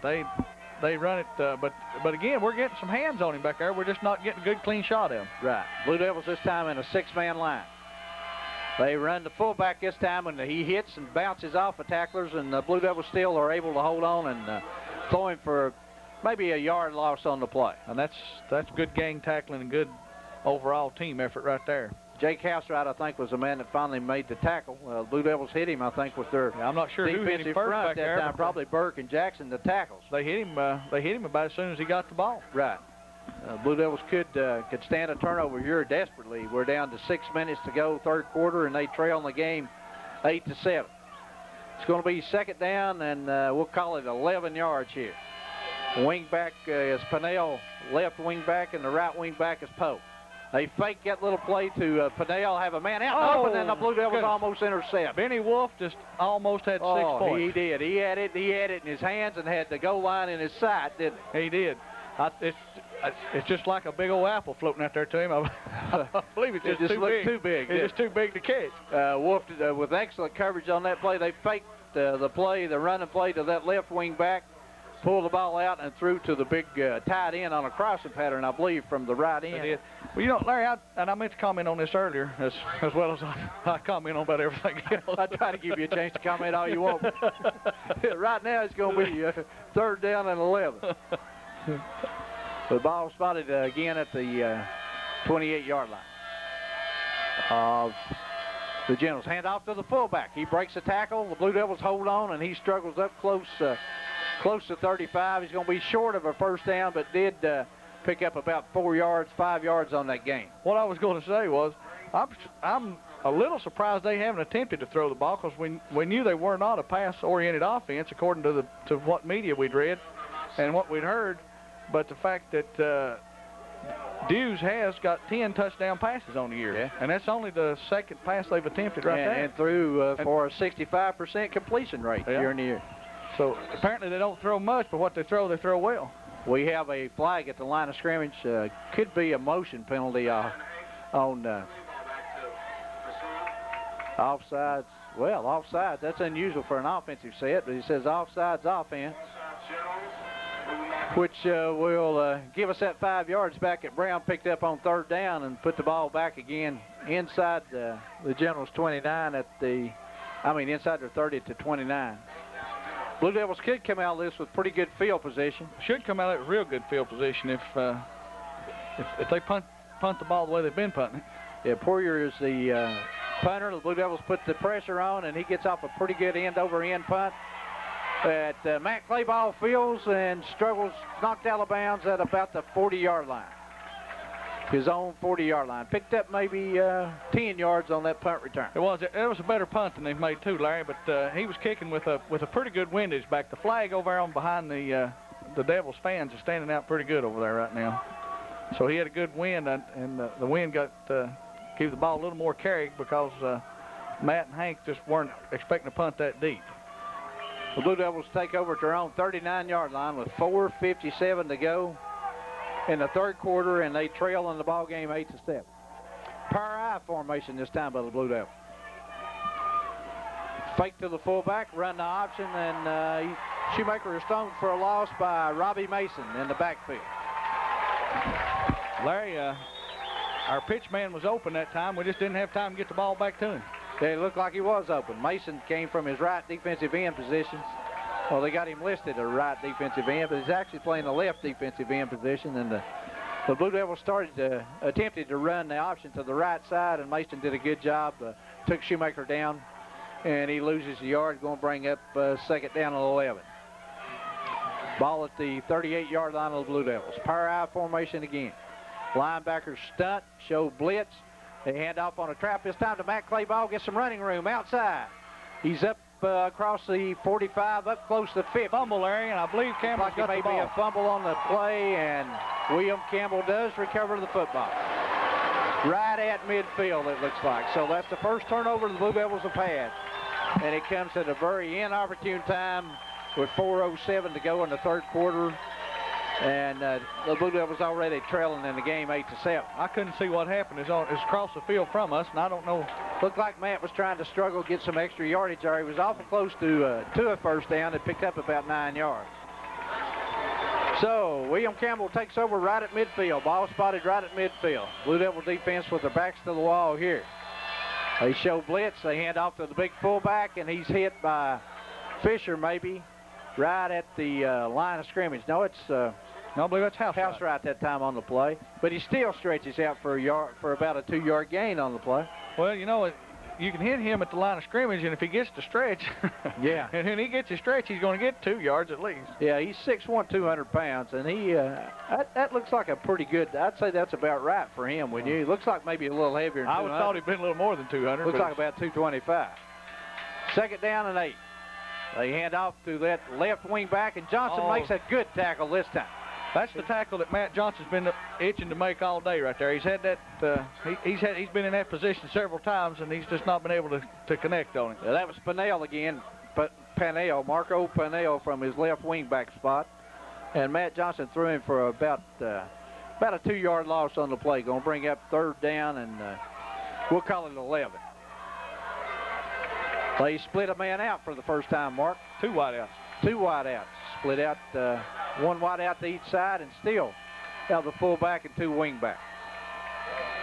He drops straight back, throws the pass downfield. That is intercepted. Intercepted by Hank Clayball. A good job. He tipped the football away from the offensive man and then dove back about 2 yards and made the interception. Larry, that was a tremendous amount of concentration right there by Hank Clayball. He tipped the ball. He's looking right back into the sun. I thought he lost it in the sun, and he just made a dive back for it, and well, he had to, he had to pick the ball back up again. He did. It looked like he just lost it and had to pick it back up. And that's got to be a hard pass to defend, and also a hard pass for receiver because of the sun right there. So we have a timeout here with a little equipment repair to Hank Clayball's headgear, it looks like. The Blue Devils, that turned out to be almost as good as a punt for them. I'm sure they would like to have had a reception and probably a touchdown, but the Blue Devils have taken over. We got another official's timeout. I believe they're sending Beasley out. He probably has a little blood, maybe. If you got, any time now that you got any type of blood or anything on your arm or your uniform, you've got to go out according to Virginia High School League rule. Right, and that's a very good rule. I believe Joey Reed. Joey Reed checks into the lineup at right guard in Beasley's place until they get him cleaned up. Pro set this time. Wing back set. Shoemaker drops straight back. Blue Devils try to set up a screen. They do to Hank Clayball with the blockers in front. He gets up across the 35 to about, right at the 36-yard line. Blue Devils pick up a first down. Well, in that time, Larry, Josh had time to look. They made a good set on the screen, the blockers out there, and he had time to get the ball off right at the best possible moment to make that screen work. Matt Johnson, I see, he's going to have to report out of the lineup because of a headgear problem, looks like maybe. Has his headgear off. He may be injured a little bit, but he's going out for a break here and maybe to work on his headgear. Blue Devils 1st and 10 at their own 36-yard line. 1:57 to go, third quarter. Blue Devils trail in the game 8-7. Hand off to the fullback Gibson. He gets up across the 35 to about the 38 before he's hit and knocked back a yard or two. Picked up maybe 2 yards on the play that time. And Larry, we ought to make mention here that checking into the game for Matt Johnson was Paige Hughes. Yeah, Paige Hughes did report into the lineup that time for Johnson. Blue Devils now send McClellan in as maybe a split end, but he does line up sometimes at the tight end spot. Mark, let's see how he lines up. I believe Beasley's back in the game at guard. He is back in, but Hughes is still in for Johnson. Looks like the Blue Devils have a little mix-up in the play. They themselves are in a little wing T formation, it looks to me, Mark. Shoemaker on a naked bootleg has a man open down the middle. As McClellan makes a catch, he's across midfield, across the 40 inside the 30 of the General. Good play that time, good struggle in that time, but Shoemaker just to get away from his... He made an excellent pass to get away and then make that pass on the run. He did an excellent job that time, Larry. And McClellan made a good reception and a good run after. Turned up about 10 or 15 yards after he made the reception. Ball was going to be spotted just inside the 30, we'll call it the 29 of the General. That play looked like a bust from start. Well, it did. They wasn't oriented, and it looked like it was a bad play from get-go. Same format, double wing set this time for the Blue Devils with Gibson, the only back. Quick opener to Gibson. He breaks across the 25 down to the 24. Good blocking on that side that time, but Beasley and Becker on the right side. Pick up of maybe, we'll wait till they spot the football. About 5 yards on the play, looks like. Larry, the Devils can come out of this with something. It looks like that they're able now to start opening their offense up a little bit. Yeah. 2nd down and 5. Ball spotted on the 24-yard line of the Generals. We only have 9 seconds to go before the end of the third quarter. Shoemaker with a run option, keeps, and only picks up a yard this time. So that'll be the last play. It is the last play of the third quarter, and we'd tell you that the Generals still lead in the game. They lead the Blue Devils by 8-7, and the Blue Devils and both teams will change ends of the field here, and as they do, we'd like to tell you that Gate City Blue Devil football on STE Cablevision Channel 30 is brought to you by Magnolia Place, the place where you'll find the perfect Christmas gift on East Jackson Street in Gate City. By Weber City Drug Center, great prescription service also featuring UPS and fax for your convenience. By Nations Bank with a new ATM at the Weber City office and great deals on private lines of credit throughout Scott County. By State Line Graphics, offering the best service for your printing needs, located in Weber City. By King Ford in Gate City, where you'll find the best prices on quality Ford cars and trucks. And by Roberts Tire and Recapping. Fall's a great time for new tires from Roberts like Firestone and Mitchell. Blue Devil football is also brought to you by Doc Whitley Nationwide Insurance, by the Campus Drive-In, and by Willis Pharmacy. Thank you to all the sponsors who help us bring Blue Devil football on Channel 30. The Blue Devils sure have a big play, Mark. Going to be 3rd down. The scoreboard said 3rd down and 3. The Blue Devils, we're going to have the ball spotted, I think, inside the, at about the 22. We'll have to get inside the 20, close to the 19-yard line for a first down. Well, certainly the biggest play on offense for the Blue Devils this second half, and outside of the 4th down conversion for a touchdown in the first half, probably the biggest play of the game for us. It is a big play. It's also a big momentum play for the Blue Devils if they can get the first down. A one-back set behind Shoemaker. He rolls out to his right, has a man out in the open. It's Matt Clayball, and he makes a reception inside the 15, or right about the 15-yard line. Should be first down. I believe he's going to spot it on the 16. Well, Larry, I see some of the Campbell, or one of the Campbell players going over to the official and jerking on his jersey. He's wanting a holding call on somebody on our right offensive line. The official shook his head no, so he was right on top of the call. Blue Devils that time sent the tight end deep and sent Clayball out of the backfield. Matt Clayball out of the backfield and hit him on a little swing pass. Full house backfield. Ball spotted on the general 16-yard line. Handoff this time to Gibson. Breaks across the 10, the 5. That struggles inside the 5 down to about the 3. Big hole that time on the right side by the Blue Devils. Beasley and Becker on the right side, along with Kilgore, making big blocks on that right side. Yeah, Gibson made a good read and cut that back inside just a little bit to pick up an extra 3 or 4 yards on his own there. It's going to be 1st and goal. Ball spotted at the 4-yard line. 11:43 to go in the 4th quarter. Blue Devils trail in the game 8-7. Shoemaker, long count this time. 2 tight ends by the Blue Devils. Handoff. Gibson, no yard. Really hit in the backfield that time and stopped for no gain. Hit that time by number 89. That's Robert Adams, the big 6'5", 205-pound junior playing right defensive end that time. Larry, Matt Johnson is still out of the game. I don't see him on the sideline over there. I'm not sure as to why he went off. When he went off, he didn't look like he was hurt. Well, we had understood, early on that Matt might have had some upset stomach trouble.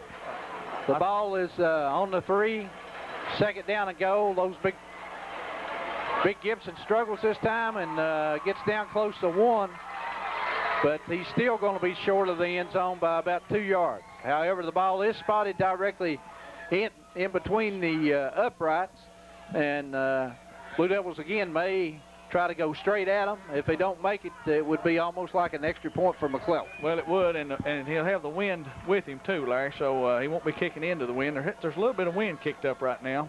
They've got Blue Devils also have Housewright and Fisher in the backfield with Gibson.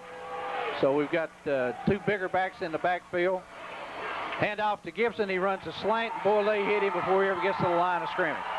That's also going to probably spot the ball at the right hash mark. And so the field goal team will come in with Matt McClellan to attempt what would be the ball spotted on the 3. Well, Larry, that's a real good defensive stand by Campbell right there, and a real big series for them, a real big play for them right there. The ball will be kicked from a 10-yard line, which would make it a 20-yard field goal, I believe. A high snap. Shoemaker gets it down. McClellan gets it up. And the kick is good. Shades of John Ward.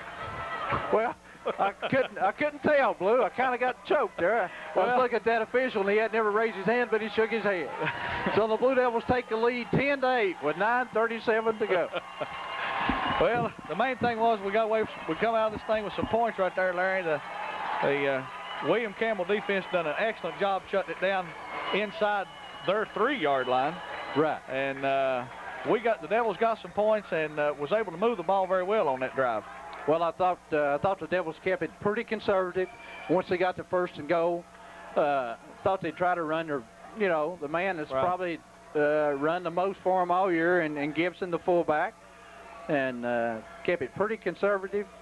Didn't take a chance on beating herself. Right, and of course the big play of that drive was a pass completion to Matt McClellan.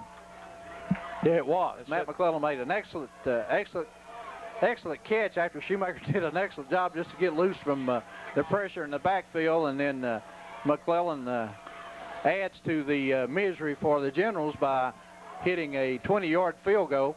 Matt's got a good strong wind at his back right here, which he doesn't need a good strong wind to put the ball in the end zone. But I'm going to tell you something else about that field goal. If you watch this replay tomorrow, look at the job Shoemaker did to bring a high snap down. Excellent. It was a very high snap. The ball, somebody not as tall as Shoemaker on that play is not going to catch that ball. You're right. Well, now the Generals have back deep a different man this time. Marco Pinnell is a deep man.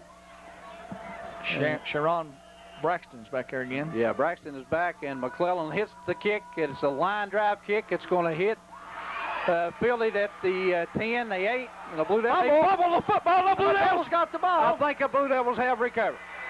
I believe that's a good call. They have recovered the ball. And it's number 83, I believe, for the Blue Devils. Josh Kahaney. I believe I made the right call. It's either 82 or 83, but I believe it was 83 Kahaney. He's on the kickoff team. And so the Blue Devils in good shape here now with a fumble recovery at the 26-yard line of the General. And Larry, the thing that was exciting about that was that the ball was very close to being out of bounds. As a matter of fact, I think the ball was out of bounds, and maybe the ball was in bounds, and Caney may have actually almost been out of bounds when he recovered. Who made the hit? That's the big thing. Somebody really lowered a shoulder into that man on that side, on this side. And to be quite honest with you, when the ball popped loose, I didn't see it. we both started looking for the football, I know. So the Blue Devils here still having some equipment repair troubles. Paige Hughes is still in the game for Matt Johnson at left guard. As we said, I don't know. They may just be giving Matt a breather over there. He was feeling poorly last night. Also, we still have Fisher and Housewright still in the backfield too for at the halfback spot. Hand off to Gibson. He breaks over right in, picks up about 5 yards on the play. Good blocks on the right side that time by Becker, and a tight end on that side, I believe, may have been Smith that time for the Blue Devils. Yes. He's been lining up on the right side and has been there a couple times all year. Matt and Hank check back into the Andy game Smith in the backfield. The play balls are checking back in. They are back in, and so is Wes Ford. I'm not sure who took this time out. I believe maybe Campbell. It looks like Coach Saunders for the Generals is really admonishing the officials out there over something. He had some sort of question for him, and I'm sure they give him an answer too. Well, he's not admonishing them anymore. So. It may not have been the one he wanted, but I think the little man in the white cap out there give him some sort of answer. Yeah, Saunders is still he's still pretty upset. Still kind of raising canes as he comes off the field, but the Blue Devils here now have the ball second down and 6 yards to go. At the 23-yard line of 22-yard line of the Generals. Full house backfield again with Hank play ball at the left half, Matt at the right, and Gibson at the fullback. Two tight ends this time. They show blitz by their linebackers. Hand off to Matt play ball, and he struggles, breaks tackles inside close to the 10-yard line. First down, Blue Devils.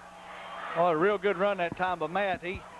He cut it back inside just at the crucial moment and then was able to pick up another 5 yards, 5 yards on his own. Good block that time again by Andy Smith from his tight end spot over there, Mark. It sure was. Made a good block downfield, and the Blue Devils have it 1st and 10 at the Generals, looks like maybe 12-yard line. And Larry, I want to say, we don't get a chance to mention him much, but Paige Hughes made a good block that time too. He did. He made a good block. Blue Devils, power I formation. Shoemaker, long snap.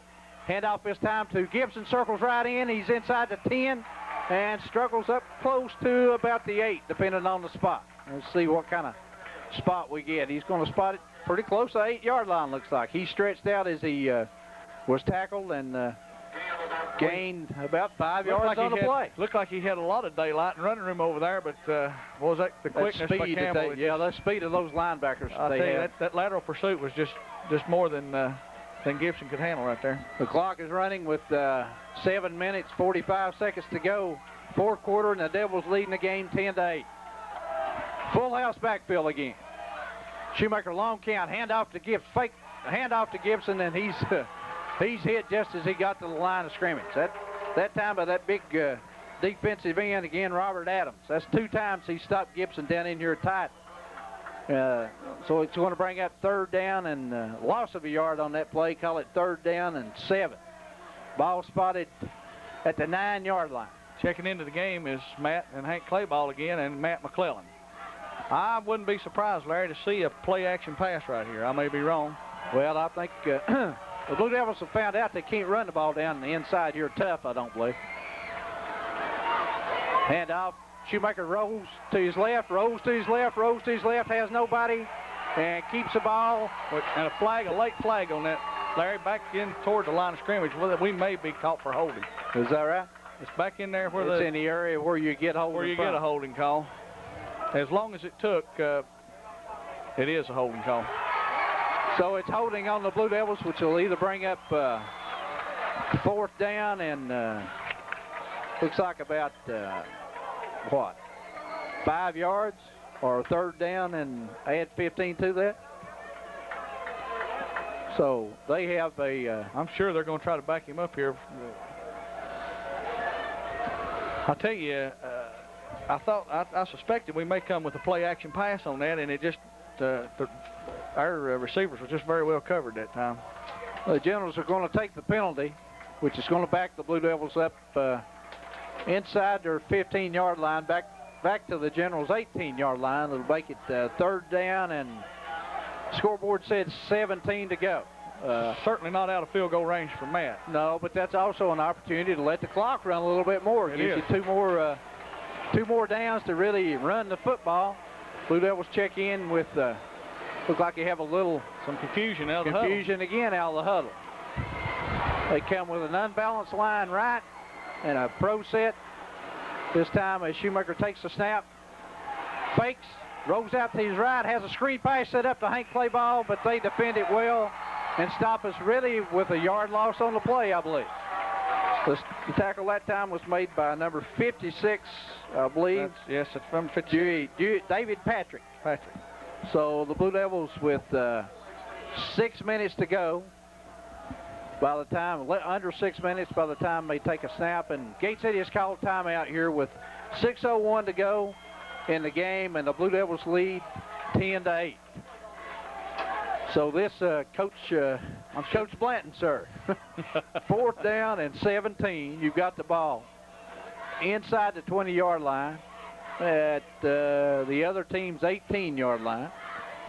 If you attempt a field goal and it's blocked, they can return it, right? That's true. If you punt it, it'd be awful hard to punt it. You can't punt that ball. you couldn't punt it. Well, we're looking at realistically about a 30. Let's see, where the ball's at the 18. He's setting up for the field goal. He sure is. And I think I really think that's a good call. Matt's not had a lot of opportunities this year for field goals, but what he has had. Let me tell you something. We ran some plays the other day on a fake off the field goal. Yeah. With Shoemaker coming up and throwing a pass. So be alert here for a fake. And the Blue Devils have Shoemaker. Oh, they've got to spot the ball at the 25. They show a lot of pressure, but he puts it down, and McClellan gets a kick up. It's good. And the kick is good. So with 5:54 to go, the Blue Devils have increased their lead to 13-8. And Larry, I think that's a very good call right there. Matt's got the wind at his back. He's got plenty of leg. To tell you the truth about it, I'm real tickled to see Matt get an opportunity to put some points on the board from the field goal. Well, I am too. I'd like to see the touchdown, but yeah. I'm glad we can come away. Both these drives we come away with something. Yeah, the Blue Devils now have you know, have enough lead that a field goal can't beat you, which it could have at 10-8. Right, right. Now you've got to prevent a touchdown, which without the extra point alone can beat you at 14-13. True. So the Blue Devils will be kicking off here at the 40. They lead in the game with 5:54 to go, 13-8. The Devil defense is going to be sorely tested to hold on and preserve this lead, I would think, especially if Matt Johnson's not able to fill in at his middle linebacker Well, spot. I see Matt standing over there on the sideline, and I believe he's coming back in. Looks like to me he's itching to get back in this game. He's up and pacing the sideline over there, and I think he's ready to come back. I talked to him this morning, and he had a little bit of stomach problem last night, and early this morning after breakfast, didn't know whether it's maybe a little stomach virus or just pregame hype and jitters. That nerves will do that to you. So the Generals have Mike Hall back deep again. He's standing at about his 1 yard line, flanked by Ty Poe and Sharon Braxton. It's a high end over end kick that Braxton feels at his 10, breaks to the outside, and he's hit and thrown at about the 19 yard line. I believe that was Kahaney again. Was that? No, it was Kahaney as Rowe, wasn't it? 23. 23? 23. I got 23. Bo Hartsock Bo down. Hartsock that time. Did a good job that time on the kickoff coverage because the speed of these Generals, and it looks like 82. Looks like Braxton's limping a little bit. Limping a little bit. He goes back to the huddle. The speed of these Generals still bothers me a lot, Mark. I would like to have more than a touchdown lead or a 5-point lead. We got a 5-point lead, so yeah, and there's a lot of time left on the clock. We're looking at 5 minutes and 30 seconds, so they're back in their traditional set, their wing T set. Left halfback goes in motion. They hand off to him. He breaks it across the middle, breaks tackles, struggles across the 30, picks up a first down up to the 34 yard line. That's Poe, I believe. No, it's not Poe. That's Pinnell, Marco Pinnell on the carry that time. He's the man that has had the biggest plays so far tonight offensively. And that's that same bread and butter play. That's one they scored on. That's the one they went to every time they've been in a crucial situation. There's some way over here on this left side that they're whipping Gate City's defensive left side, it looks like. Hand off again, fake to the fullback. He hit him at the line in the backfield, and he breaks out into the open, struggles it into midfield, across midfield.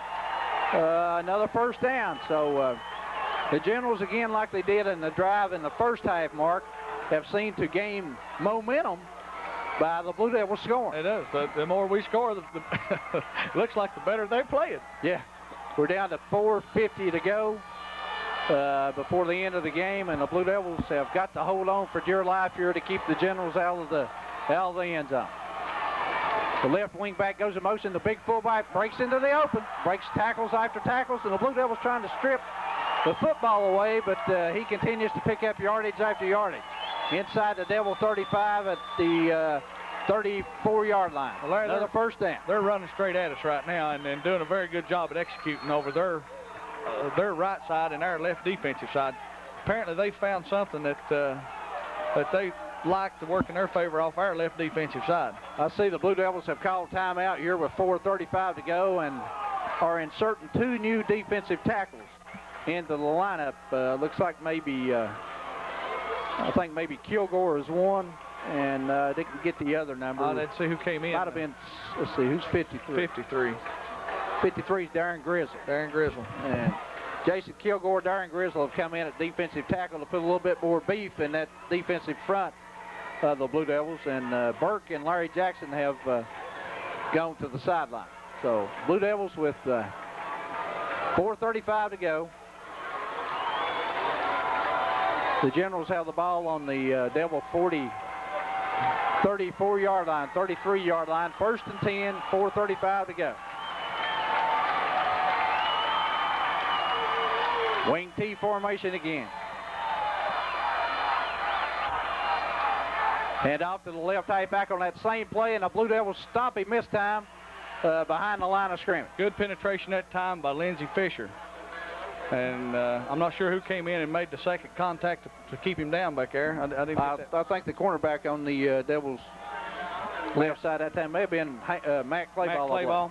Mac Claybach. Lindsey Fisher got good penetration that time, and a loss of 2 yards on the play makes it 2nd down and 12. We're down close to 4 minutes to go in the game. A ball spotted back inside the Blue Devil 35 at the 36.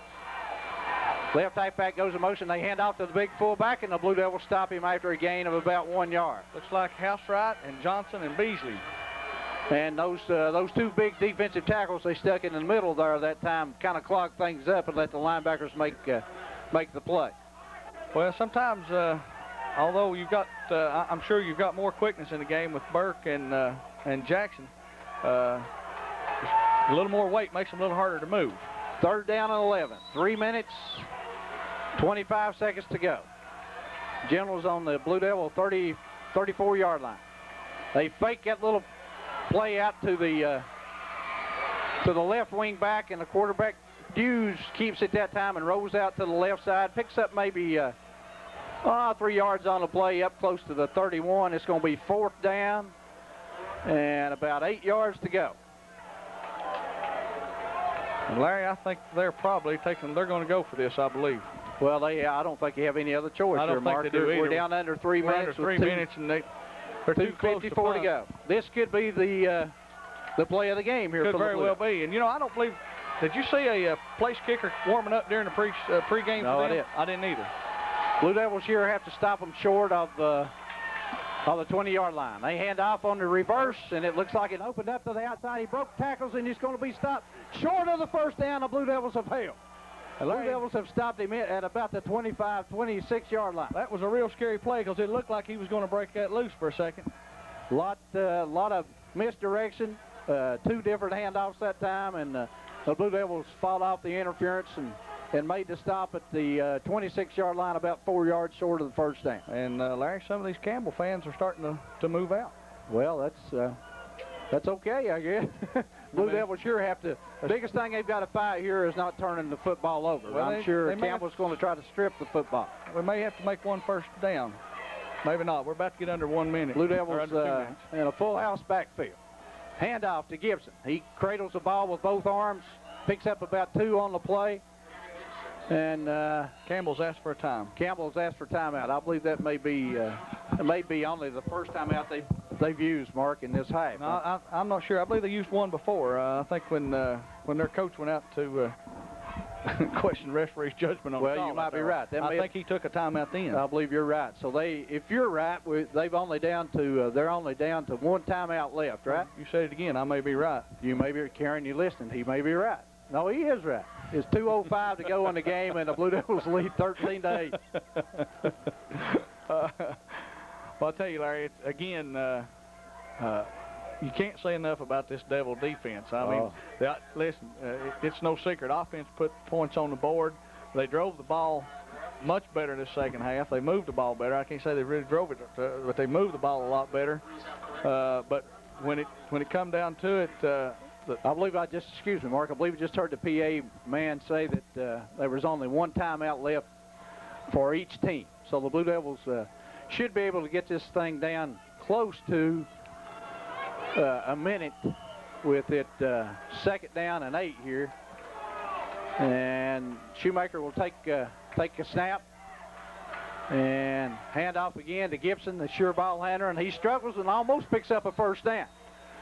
Off right in, picks up about 5 yards on the play. He's going to bring up 3rd down and looks like 4 yards to go. Right. The important thing is here holding on to the ball, and Gibson had both hands wrapped around the ball real good, and clock continues to run at under 1 minute and 40 seconds.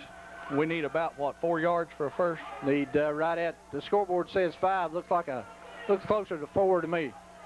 Full house backfield again. They have every man up on the line of scrimmage. They Blue Devils hand off this time to Gibson on a little slant, little quick opener, and he only picks up about 1 yard. But the Generals have used their last timeout with 1:20 to go here, and the Blue Devils are going to have to punt the football. It's going to be 4th down and 4 yards to go, and the ball spotted on the Devil 34-yard line. So if they can get the punt away, make a tackle, and keep everything else within the the playing field for 1 minute and 20 seconds. There might be a chance that the Blue Devils will be able to play a state championship game at Gate City next Saturday. And that'll certainly be a first. It'd be a first. That's it. It would be a first. It's going to be a first. I was going to say it's going to be a real interesting game. But now what we've got to do here is the Devils have got to contain, not let them break one on us right here. Right. They have looks like 9 men on the line of scrimmage and 1 deep back. And here the most important man, I think, may be Lindsey Fisher if he gets off a good snap. A high snap over his head. That's not a bad play, really. And he gets off a brilliant kick. I mean, a brilliant kick. That rolls inside the 30-yard line. My goodness sakes. What a play. What a play. I hope that wasn't planned. You couldn't draw that up. No, I don't think that was Fisher snapped the ball over McBride's head. He had to run back 15 yards to get it. And then he kicks it through all kinds of blue jerseys, and they stand back and watch it roll inside the 30. He kicked a punt that looked more like a spiral pass than it run. Oh, Lord. I don't think my heart will quit today. You remember those guys from Texas? You saw that on ESPN. Yeah. I'm not going to go that far, but I'll tell you. What a... 1 minute, 10 seconds to go. done a heck of a job just to get a foot on the ball. 1 minute, 10 seconds to go. They split out a man wide left and wide right. The quarterback drops straight back, throws the ball up the middle, Alabama. Blue Devils had it pretty well defended on that side with Hank Clayball. The only place he could go was to the outside. Well, Larry, I think what they're trying to attempt with that is a little timing pass with their wideout over there. He's and that's who is that? Braxton is Braxton is he's a big target, and I think they're trying that little timing pass down the sideline, and Deuce has just not been able to throw it. Yeah, I believe that's Adams is lined up on the left side that time. That big well, that's number 89. I believe 82 goes to the left side this time. That is Braxton. Adams comes to this side over here to the right side. 2nd down and 10. Blue Devils with pressure, throw a little hitch pass, and it's going to be a screen back inside. The Blue Devils don't have much coverage here, but they get a clip. Matt Clayball fights through interference. Oh, good job. And makes a heck of a play. I mean, it was a clip. He fought through it, and the official didn't make the call, and he fought through that interference and threw him for a loss in the deep in his own backfield. Matt Johnson is down. It's cramp, I believe, with Matt Johnson. The only bad thing about Matt Johnson being down, he's not hurt. That's what it is. That it stops the clock with 39 seconds to go. It is. I believe it is a cramp. He's setting up, and he laid back, and he's rubbing the calf of his leg. It indicates a cramp. But an excellent job right there that time. They threw a little quick out pattern over there, and he cuts back across the field. I thought for a minute he was going to hand off in a reverse type situation. I did too. I don't see how on that play that you could keep from having offensive line people downfield. But, I'm not trying to criticize the official. I'm not so sure if that play was designed to come back this way. He may have just... Well, when he came back this way, I thought he was going to hand off on a reverse. Well, that may have been designed to come this way. Matt, I give all the credit in the world to Matt Clayball. He fought through a blocker and threw probably a penalty block at that, and made an excellent open field tackle on that runner because they had some blockers in front of him down here. Yeah, it looks like Matt Johnson's going to be okay. We'd surmised it might have been a cramp in the way he's going off the field. I'm pretty sure he's walking off under his own power, and he doesn't. But it's mandatory. He has to go out for one play. That's our able-bodied trainer, Mr. Pat Loggins, has strolled out onto the field there and came up with that. Glad to see him get in the game too, aren't you? 3rd down and 18 with 39 seconds to go. The Generals have the ball inside their own 25 at about the 22, and the clock's turning. Blue Devils throw that same little play again. It's another pass, high back pass this time. And Matt Johnson, Matt Clayball makes another great play. He deflects the play. Deflects the ball. I'll be all right. That's all right. You just got to do this for a few more seconds. Probably never do it again after this. You're right. That's what I meant. Just a few more seconds. Clayball's momentum was taking him toward the inside of the field, and the pass was thrown back behind him to the receiver. Again, he was in good position. He was not fooled by that, and that may have been what they was going to try a while ago because they hit that quick out pass to a back that's off the line, so he can throw the ball again. And well, they practiced against this same play the other day, Mark. They've prepared pretty well. They have been prepared well, and I tell you, Campbell is course, like any good team right now, they're pulling out all the stops. Oh, yeah. And that's what you expect in a ball game of this magnitude in this situation. Well, we've got 28 seconds to go. It's 4th down and 22. No, it's 4th down and 18 according to the clock. Ball's on the 22. Ball's on the 20. I'll be all right. Ball's on the 22. We've never had a championship game in Gate City, Mark. I should be able to get torn up. Well, I'll tell you what, it's exciting time right now for Devil football. It is. It should be an exciting time for Southwest Virginia. All right, the Blue Devils here in a prevent type defense with McBride about 20, 25 yards back from the line of scrimmage, and the corners about 5 yards deeper. And retreating that much further. The Blue Devils come with a screen, and the Blue Devils and Larry Jackson tackle him at no gain at all. Larry Jackson used his quickness and speed to make a tackle on number 32 that time. That was William Brown, the fullback. Well, Larry, that's just about going to do it. We got to get 22 the Blue Devils seconds won't off even, the clock. they can, I believe the clock will start without the ball being snapped. I don't think we'll even have to run a play. I think the official is going to make sure that everybody's on the field. The correct number of men on the field, and he'll probably wind the clock. Yeah, he chops the clock right now, and it's running. The Blue Devils should not have to even snap the football. Clock's down to 15, 14, 12, 11, 10, 9, 8, 7, 6, 5, 4, 3, 2, 1. The Gate City Blue Devils have won the state semifinal game against William Campbell 13-8. And Larry, state championship bound again. State championship bound again. Except we're bound back home for something that something that's never happened. Yeah, for the first time ever. You may have to talk, Blanton. I'm losing my voice and my composure, but for the first time ever at Gate City, Virginia, there'll be a state championship game. And for you people that didn't make the trip up here, I tell you missed a real exciting time. It's hard to stay calm in these situations. Well, it is. It's something that I'm not used to doing. And our camera person, Daniel Doherty's just come in and gave us a high five, Mr. Blanton and I. Of course, we didn't have anything to do with it. when you all watch it, you probably say you did more to confuse it than you did to help it. But it has been a good ball game. Again, the Blue Devils have relied again on their defense, like you said, Mark. They're opportunistic. Good word. When it comes to offense, they're not a team that's able to put drive after drive together and score. But their defense gives them the ball sometimes in good field position, and they are able to take advantage of that. I was just trying to spell opportunistic. There's no way I can spell it. I can't hardly say it. Opportunistic. That's good. I'm impressed. But hey, I'll tell you what, this is it's unbelievable. The parents are already on the field. Here comes a herd of the fans come in herds. This is a herd of fans. Well, Mark, the fans are pouring onto the field now, and this is, there's no way to describe it. And I've, fortunately, you've experienced it from the field side of it. Fortunately, right? I am, and I'm as excited for these kids as any I've ever been around. I've had an opportunity to coach some of the players now that played in Little League ball, and this is not only a great game for, like you say, for Gate City fans, but for everybody that's involved with the program. I'm sure right now it's just there's no way to describe that kind of feeling out there. What the kids are going through, and the coaches and the parents, there's no way to describe what their emotions are right now. Well, I'm going to tell you, Mark, we talked about offense, we talked about defense, and what Gate City has and what they might not have. But one thing that they do have is heart. They do. These kids have played. These kids have played on heart, especially. It's almost, Larry, and I think I made mention of this to you coming up here. It seemed like to me that these kids almost rededicated themselves to this season. They rededicated themselves in the fourth quarter of the Tazewell game. Yeah. I mean, it's like they got. I mean, you can just see it. That turned everything around. It did. One it big turned play the fans that brought around. you from behind.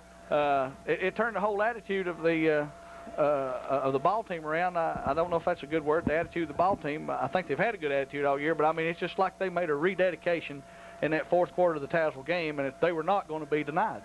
Yeah, this has been a very well prepared team. I thought Gate City was really well prepared.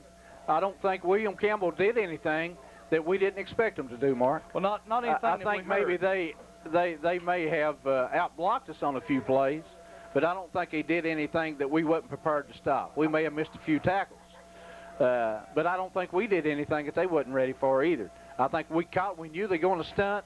We caught them on a couple of stunts and a couple of passes, and you know, opened our offense up and put the points on the board. And thanks to Matt McClellan. Matt McClellan made a brilliant catch.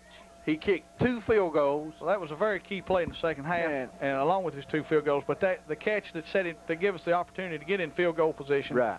And although Campbell shut us down there inside the 3-yard line, and you know, we were able to come and get some points out of it by way of Matt's strong leg and his abilities. I'll tell you, Mark, let's run through the final game statistics, and we'll shut this thing down, and people can join us next Saturday afternoon at 1:30 at Legion Field in Gate City for the state championship game. First downs for the game. Gate City had 10. William Campbell had 11. Gate City rushed the ball 28 times for 107 yards.